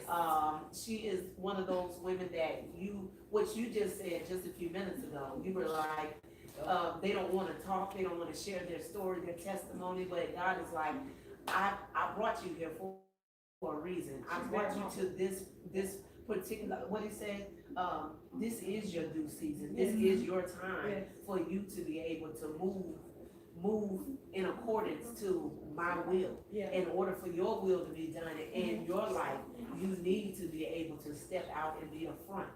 And I push this lady so much. And if y'all don't know about her, before we leave today, be able to make sure that y'all stay in contact with her, because it's just not even for the encouragement, because of the simple fact she already got it. She just needs to be able to keep hearing it, that you are enough. God placed you here for this purpose, for this time, and it is your time. You need to speak. It is your time to tell your testimony, because your testimony is just as powerful as everybody else's in this room. But the more that you don't tell it, the more that it's going to hinder you from getting outside your own comfort zone. See, we get close in our comfort zone. And I just thank her so much, sis Melvina Clark. You are a light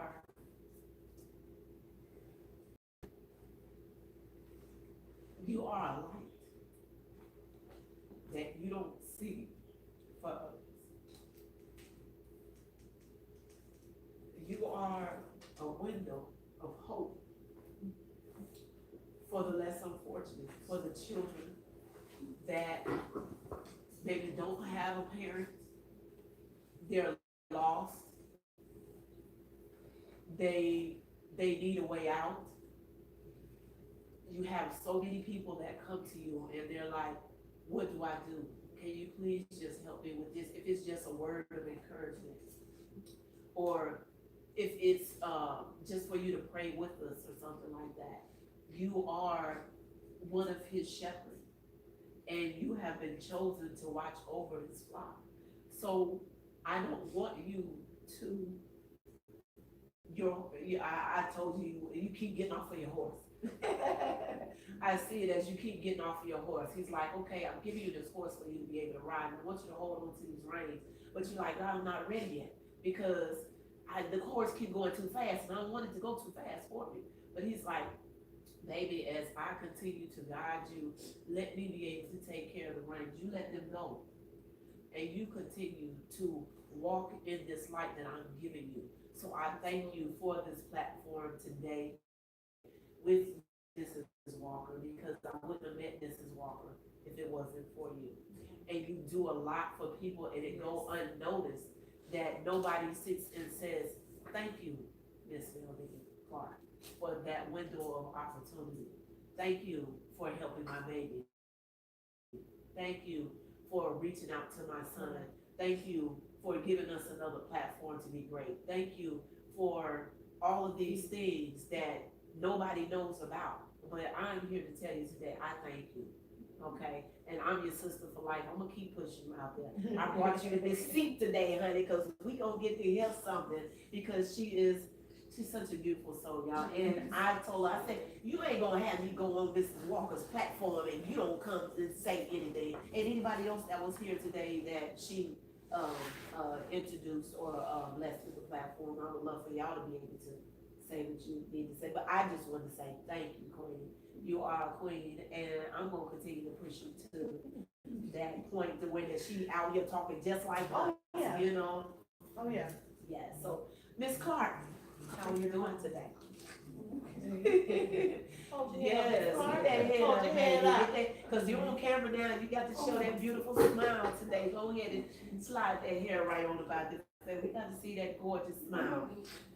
Oh, y'all, so, can you be able to share with us, Mrs. Clark, a little bit about what you do and the purpose that you're walking in now?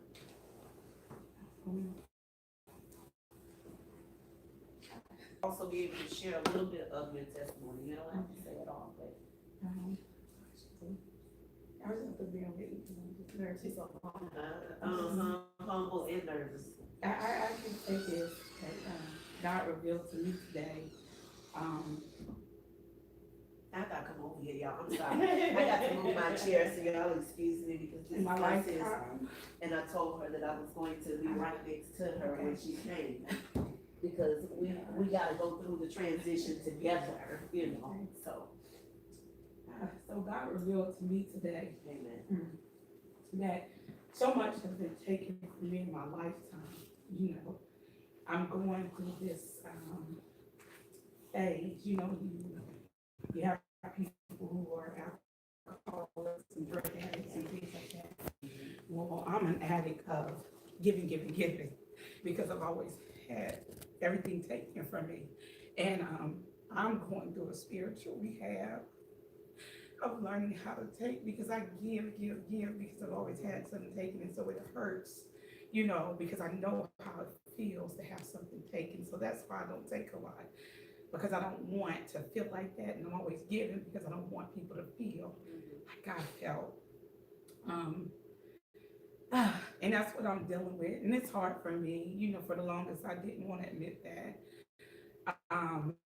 But you know, God revealed to me today that you got to go through this spiritual rehab. It's time. It is time. It's time. And so just 4.5 years ago, I started a foundation to help others. But all my life, I've always helped people. But it got even stronger when my family was taken away. And when I say my family, it's just like being around all your family and friends, and then just one day, 6 months time, everything's wiped away. Your health, you know, has taken the best of you, and you're just in this wilderness place. There's nothing and nobody. And she was saying a while ago, you know, when you don't be obedient to God, everything seems to go away. And I know that God has a calling on my life, but it's hard for me. Somebody like me, it's hard because, and until I be obedient to God, you know, for me, it seems like I'm in the wilderness and I'm being punished, but I'm not. God says you have something inside of you and I need you to be great. And so at this point, he's removed everything out my way so that I can focus solely on him.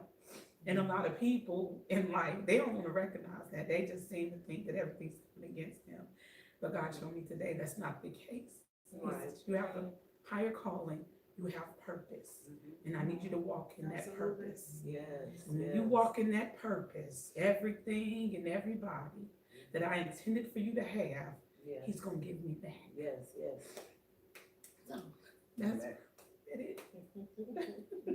Tell them, what's your organization? It's the Shaquille Clark Foundation. I started it after my oldest son and my sister was murdered to domestic gun violence, which caused me to lose my aunt, my mother, and I went through a series of things, almost my own life. So I started this foundation to help men, women, and children of domestic violence. And under that umbrella, I help the homeless and the youth, because so many times when we go through domestic violence situations, the kids get left out. They don't get to tell their story, or they don't get the help that they need. And when you're displaced as a domestic violence victim, you have to start all over and you become homeless. So that's why I have that under the umbrella. And I do sex trafficking as well, because fighting through all this stuff, I ended up having the niece of my deceased sister who was molested by her stepdad until my sister found out and he murdered my sister. She got here with me and she got caught in the middle of the sex trafficking ring.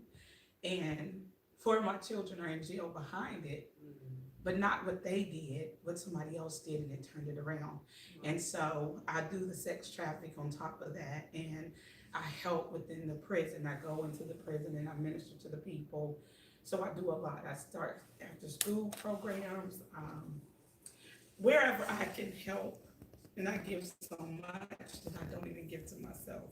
I lose a lot, but for me, I thought that was part of my healing process. But you know, when you have those things you don't recognize that you have an issue with or an addiction that need to be cut, well, that's mine.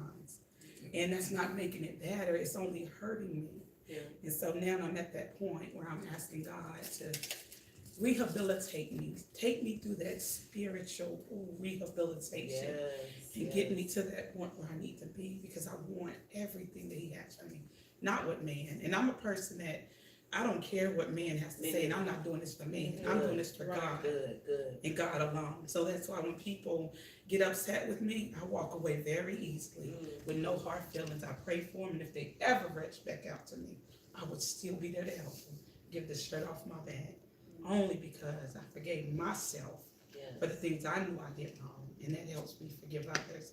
And one thing that I have that people don't understand about me is I have a peace of mind.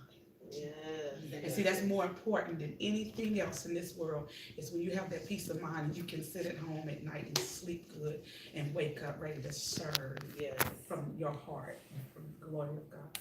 Amen. Thank you so much. Y'all, we need to give us a love. When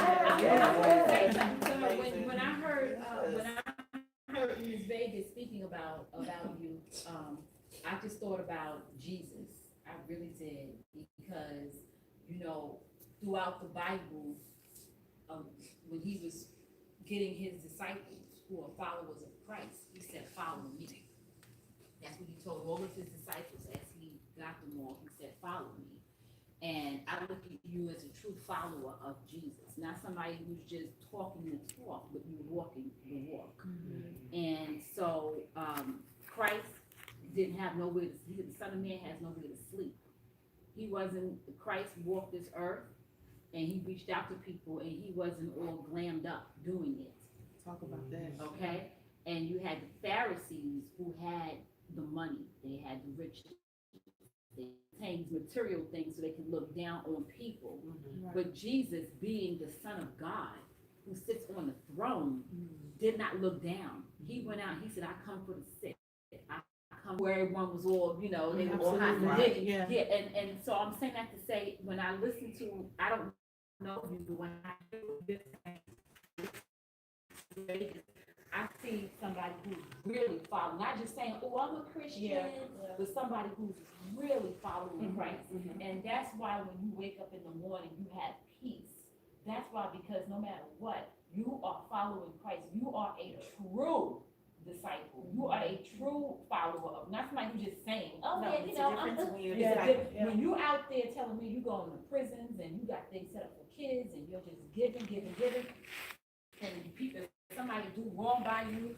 Look when Judas betrayed Jesus, he kissed him and he said, "Friend, do what you came for." He had forgiven him already when he said that, friend, after he betrayed him, you know, after he was Peter, you know, he said, "You're gonna deny me," but he had already forgiven him. So when you say, "Oh, somebody can do wrong by me and I'll still forgive them," that is really having the heart of Christ. So I just want to let you know that I see that in you, not by what you said, but just by what everyone has said about you and how you live your life. That is the true definition. You're somebody who will bring people to Christ. You know, not somebody as in, that you said, being in church judgmental and talking down, and they feel like because they have on a suit in church and you come in this church in some jeans or whatever, looking down on you or you are somebody that will just, people will say, "Wow, I want to pray more. I want to learn about who Jesus is," because of the way you live your life. Yeah, I see that. That is the number one thing about, you know, living your life a certain way. That is how you win people. I don't like That's why when I made the thing about, this show, it's not beating people upside the head with the Bible. It's not quoting, just throwing scriptures out at people. Mhm. People have to know that I've been on your level before. I've gone through this. I didn't know Jesus at the time, you know? Right. So we have to meet people where they are. Yeah. And that is the whole thing. We're trying to bring people, a lot of people are trying to bring people to their level so fast, but they can't Comprehend it. They can't comprehend it It's because they you've don't never know. been through it. Yeah. No, yeah, they don't know. Yeah. They don't know who Jesus is. You have to, your lifestyle should show who Yes. Jesus is. You supposed to love, Jesus is love. If I just come to you, you out there in the streets and I just come to you and be like, you know what, sis, I just love you. Sometimes just that alone can win people over. Say, you know what, I wanna be closer to you and see what you do. Because you offered me love, or you cared about me enough to say something to me. Right. We have to stop stepping over people, and we have to meet people where they are. Yes. That is the main thing. I'm having a real big issue with ministries not meeting people where they are. We have these They wanna be big, effective. yes, They have to, they want to be effective. they have to, and the Christians are losing. They are. The churches are losing. Let me say that. They are. The churches are losing because we are overstepping our first of Your all, our boundaries. future, our new generations. We're losing these people because we don't know how to handle, we don't know how to meet them where they are. That's just simple. Right, that's it. That's You have to meet people where they that's the are. bottom line. You have to. You have to go into the prostitution houses. You have to go into the drug houses. You have to go on the streets and feed the Jesus homeless. did, Jesus did. Exactly, but people are putting themselves on these platforms that says, I am higher than Jesus, and nobody is higher than Oh, him. he gonna That's cut why it they down. gonna And he's bust gonna cut it their down. Cut it lives. short. That's why they gonna bust He's their doing it lives. now. That's And it. he's doing it now. He is. So that's one of the things too, but go Miss ahead. Judy had a I'm question. so sorry, but it is jumping right Mhm. at sister, sis. Yes, ma'am, get her. Not get her like that. When you said a couple things. First of all, you are a giver. You are a giver. You said, I need a spiritual rehab. God is taking me through a spiritual rehab. And then you said, I want all that God has for me. Just as you learned to give, and you give freely, you give out of, you give freely. Yes. Just as you learned how to give, in order for you to truly have all that God has for you Yes. during this spiritual rehab, please know and understand that He is going to have to show you how to receive. Yes. I had a pastor, Pastor Susie Yes. Judd, Good News Church, shout out to you there in Augusta, Georgia. Yes. She would always give all sorts of little nuggets. I absolutely love her. But one of the things that she said, when someone is trying to give you something, there are two things that you say. Yes, and thank you. Amen. It's just that simple. You said out of your own mouth, I want everything that God has for me. Say yes and thank you. That's it. And let go and You let right God. on, yes, we've had that talk before as well. Yes. And she's just so, it's just, it's We like both you, are the people same way. tried to give it Yeah. to her. But Yes, she's and just thank so you, much baby. to say, no. And I was in that place too. Let me not get it wrong, in the same place.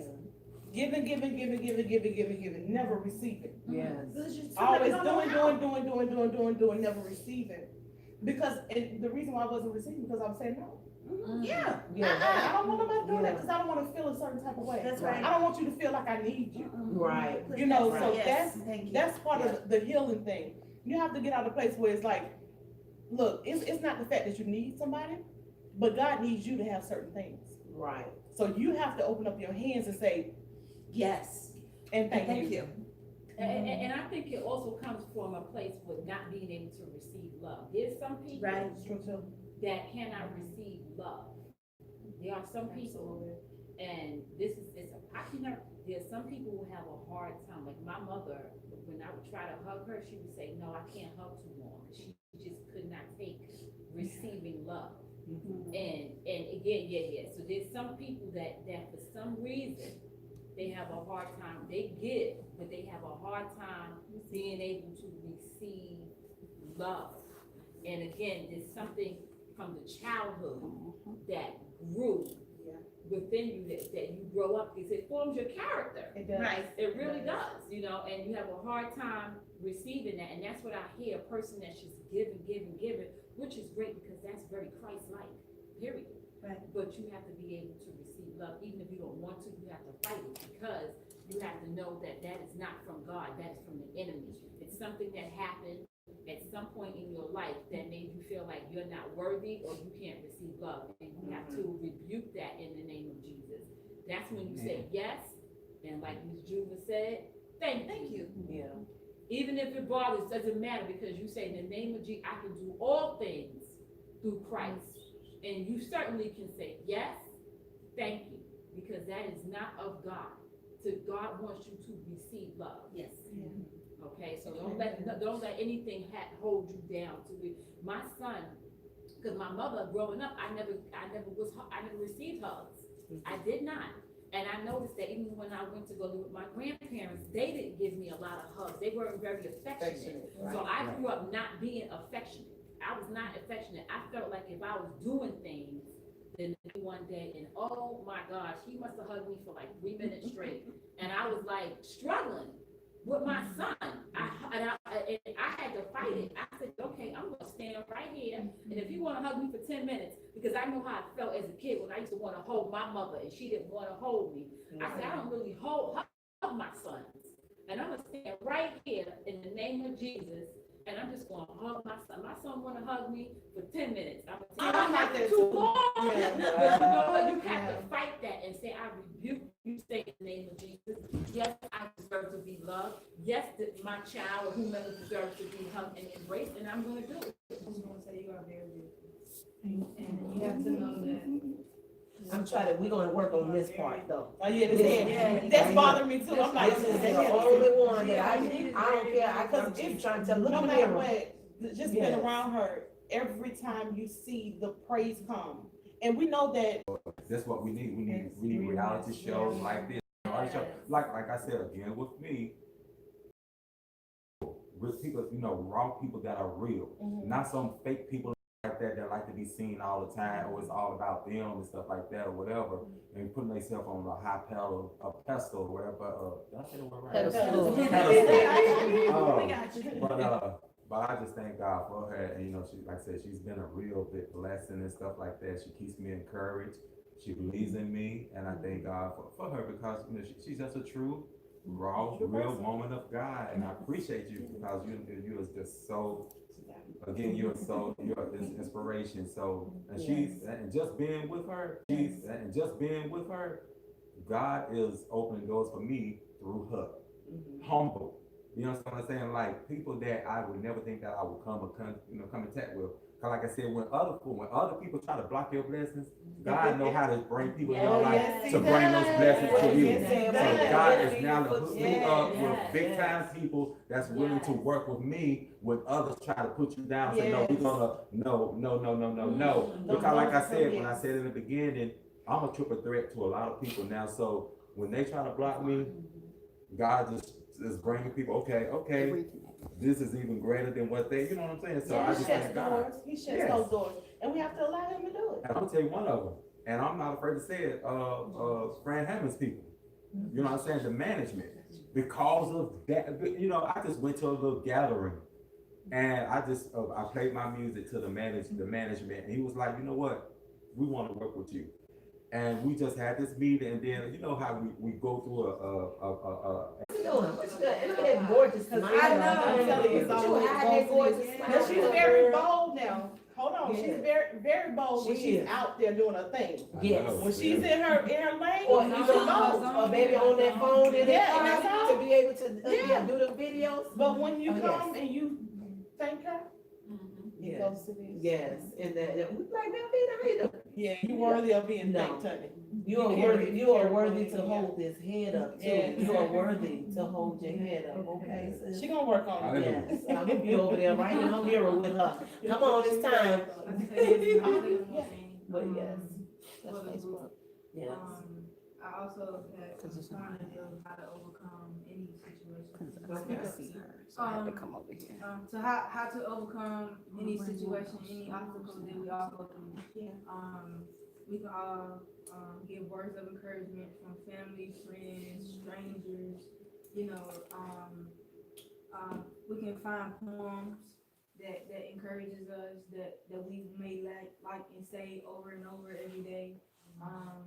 We can find outlets as drawing, reading, writing, dancing, singing, you know, whatever gives us and to get over the things that we're going through. But even if it's for the second, you know, then not to do anything that's negative, do things that's uplifting and positive for even someone else to uplift yourself, you know what I'm saying? Yeah, also talking it out, you know, writing your emotions, writing down before, like you said, a lot of us had suicidal thoughts, suicidal attempts, and I've also had that as well. I had postpartum depression, so I also, you know, has been in a state where I didn't write them down. I just let it all out at that moment, and I really tried to like stab myself, but I knew that it wasn't right, so that's why I was like, I was kind of nervous, but I was like, I'm just tired of being, I just want to let go. I don't want to be here no more. I don't want to go through this no more. I'm just tired. I'm done. But we all know God. Yeah, God. He's there. That's right. He's He there. is not, He he is yeah. not about to let Okay, you. so guys, we're coming to the I end wanted of to our, add something real quick. oh, well, we have another question. Yeah, from the Uh, sideline. Turn the camera to It's Bree. good. I promise you it's good. Just real quick. Okay. I just wanted to put out like a lot of the times, because I work with children in the mental health field, like you say a lot, it starts with the children. It starts at childhood. Right. What I have found that works with a lot of my children is finding the source, the root. Whatever the root of the problem is, then you can work your way down. You say, okay, well, that's why I act this way. That's why I think this way. That's why I do the things that I do, because of this. Once you find that root, then you can begin to uproot it and then begin to fix things. You know what I'm saying? And then a lot of the times we make things spiritual when it's not in fact spiritual. It can just be, it's physical, or it is what it is. You know what I'm saying? Oh, sorry. I was moving. But yeah, so that's all I wanted to say. Just a lot of the times find out what the root of the issue is and then work from there. Yeah. That's good. Very good advice.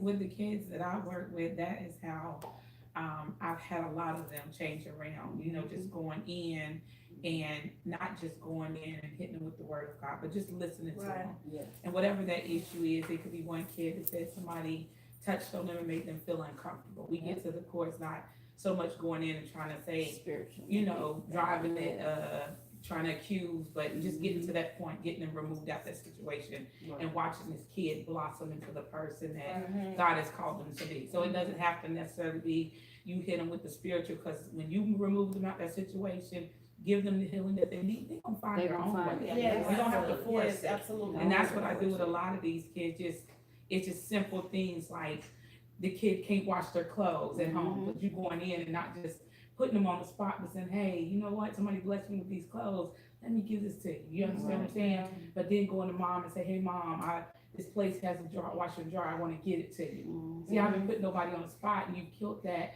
root right there of whatever was causing that issue, and now they're blossoming. Mom's doing better, kids doing better. So it's just taking the time to not judge, but going in and listening and helping find a solution for the problem and letting them blossom.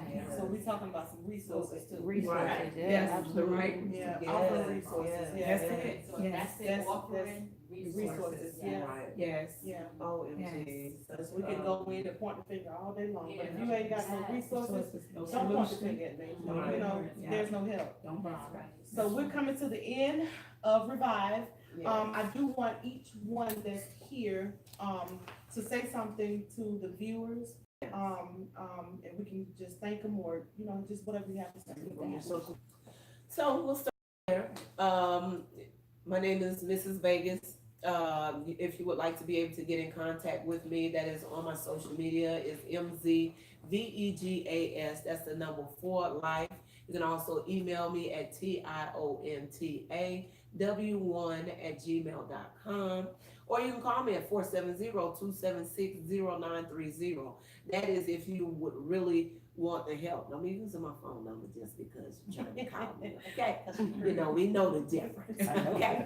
But, no, but ladies and gentlemen, they do call me the plug. Why? Because I'm able to help almost any and everybody. I do definitely plug you. If you're an artist that's here, if you need help with, getting an interview set up, stage presence, I mean, any type of thing, I really can be able to put on any type of event. So I really, really thank Mrs. Walker today for this taping. I hope it blessed you viewers today. Hope y'all were encouraged. If you were going through anything, you need to be able to write things are enough. You don't have to worry about what somebody else says about you.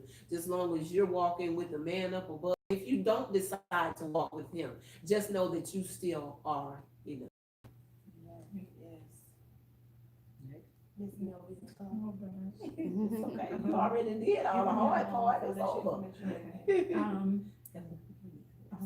You can reach me, I have a foundation, the Shaquille Clark Foundation. I have a website, webpage, email is shaquilleclark21@gmail.com. QUILLECCLARK21@gmail.com.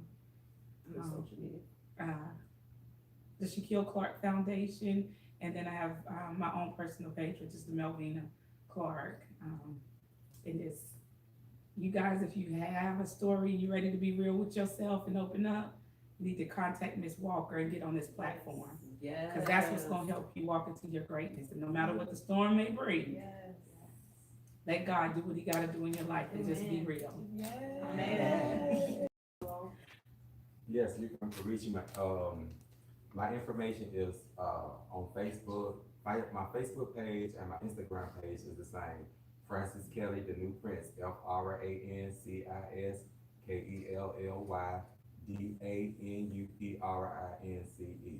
the New Prince, 170-875-3753. Up and coming artists, contemporary, pop, rock, gospel.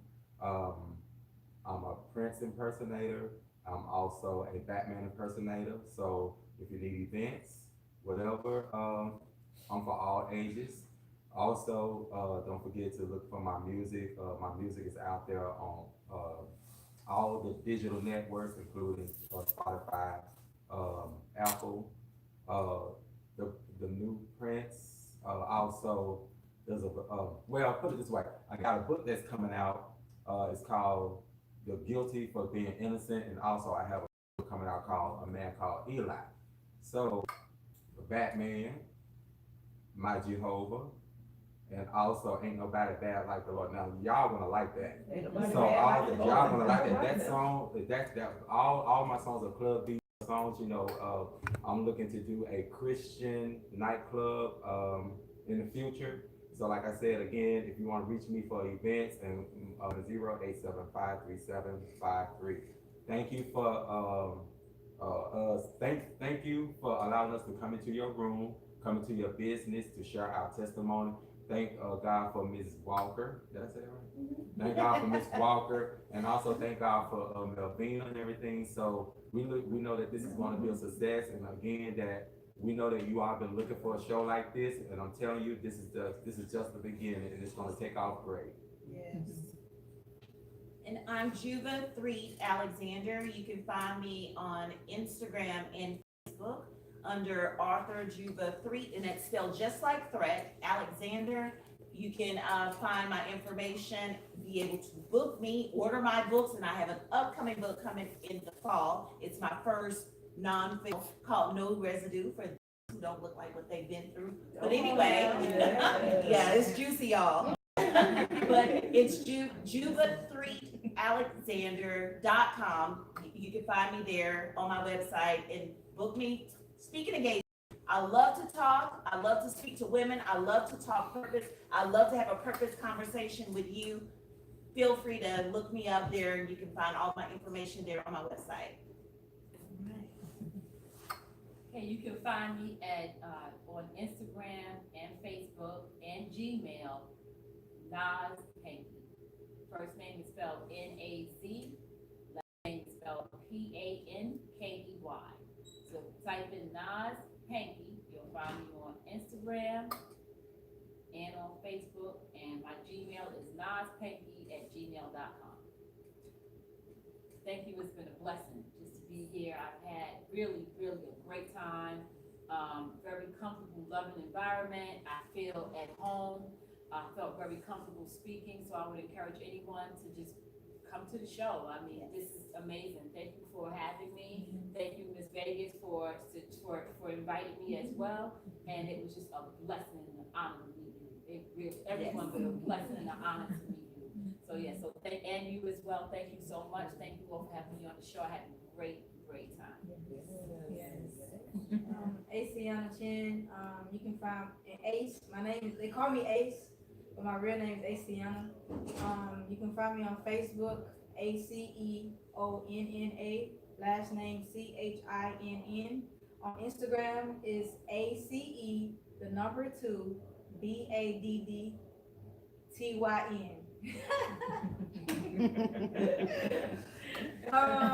And also on Facebook, you can find Ace Dance Page. That's where all I have all my dances from a long time, years back.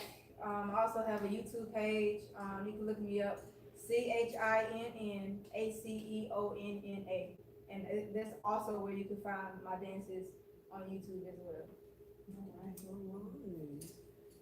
Latika, I don't have Instagram. I know I'm the only one. I have on Facebook, LATIA, and I'm just happy I was here. I'm happy I've met everybody here. Great. Well, I guess it's down to me. Yes. The host for today. All right. I am so excited. I am so grateful to God for placing this on my heart. And I'm just grateful for Miss Melvina. Miss Melvina is the reason why 4 of you are here, because of the connection that she had with Miss Vegas as well. And Ace and Latika are my guests. But I'm grateful just for you just saying one word. Say, hey, you know what?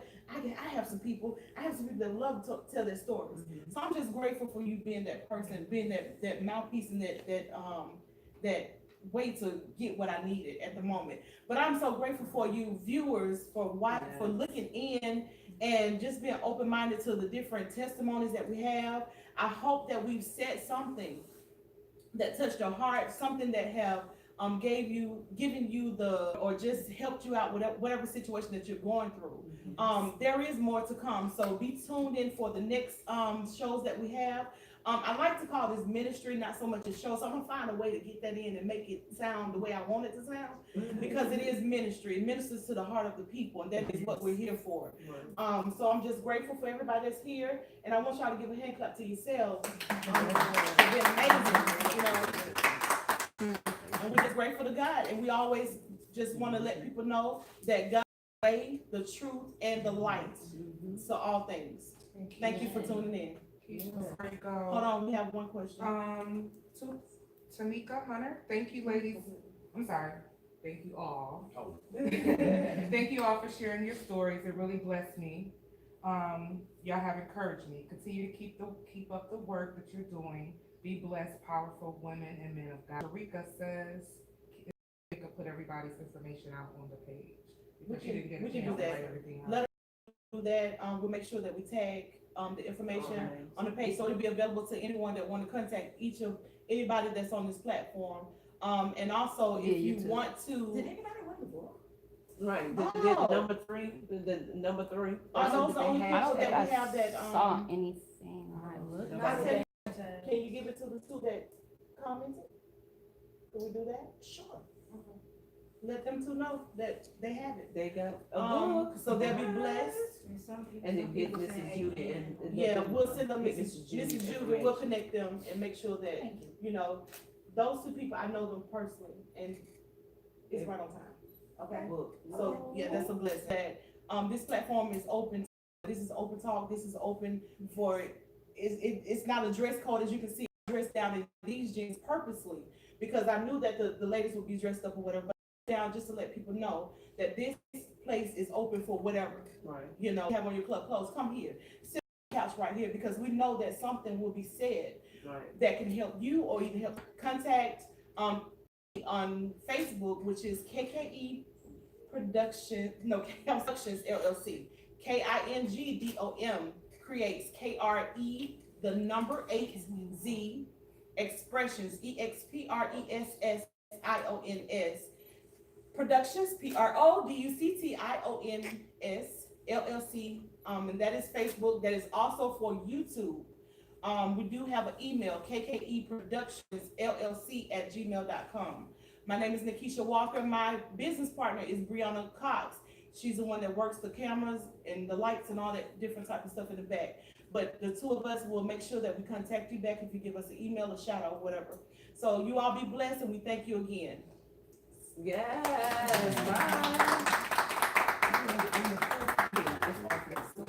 The song before we stop it. Song before we stop. Oh, can you do the Bluetooth? Yeah. Thing? Are we still recording live? Yeah. Okay, so this song, introduce your Introduce your song. song, Mr. Prince. My Oh. Jehovah. Oh, this song is called My Jehovah. It's my testimony song, and I'm proud that this song, after 13, 14 years, is able to. God is so good. So I hope you enjoy it. Yeah. Come on, play this music. Is it on?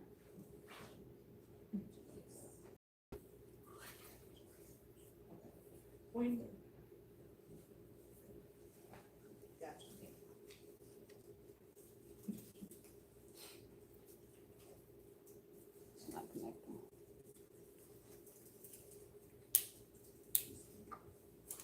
We still live? Yeah, we're still live. All right, well, we here. Yeah. I was so excited. Can y'all look at this? Take picture. Pictures. 1, 2, 3. There it is.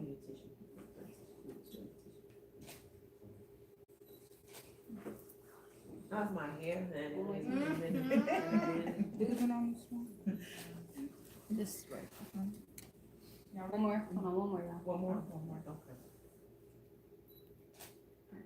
Thank you.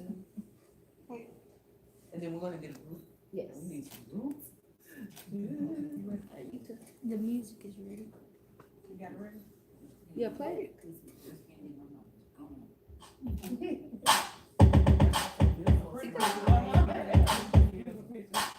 He's my Jehovah, y'all. My Jehovah. My heavenly Father, y'all. Heavenly Father. In the midnight hour, y'all. Midnight hour. He gives me joy and comfort, y'all. Joy and comfort. When I'm lonely,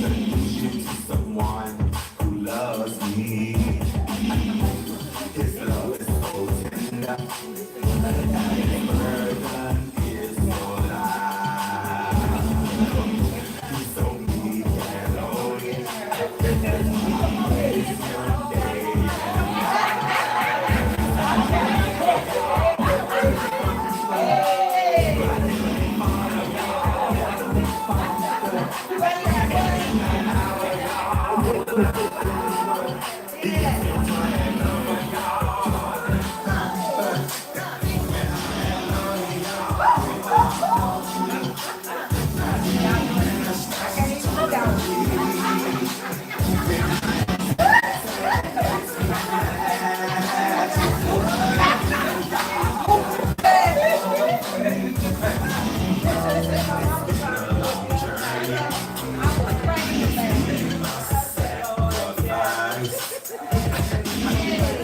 It's been a lot of learning. That's why I'm day and night. It's just the beginning. To tell my life. It's just my testimony. I pray that you will lie. You don't know how much you hold us.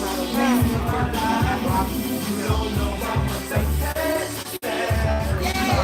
You don't know me. You ain't that much in my life. That's why I love you. It's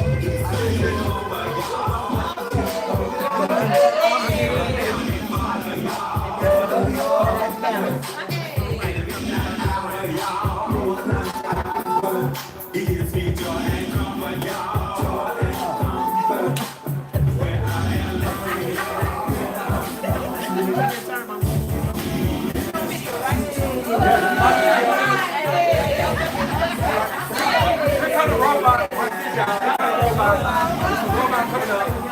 Watch this, watch this.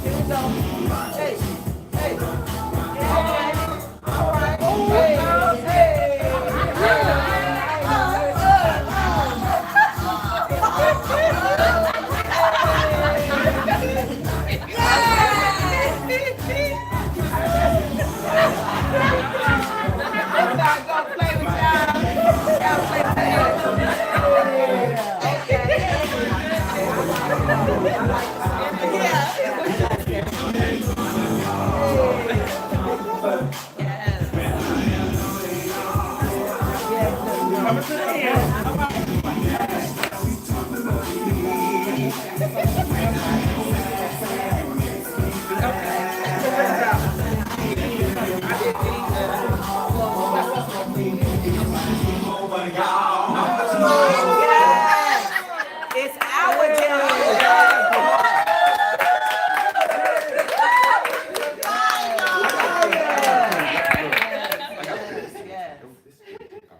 It's gonna take off. It's about to take That's off. what-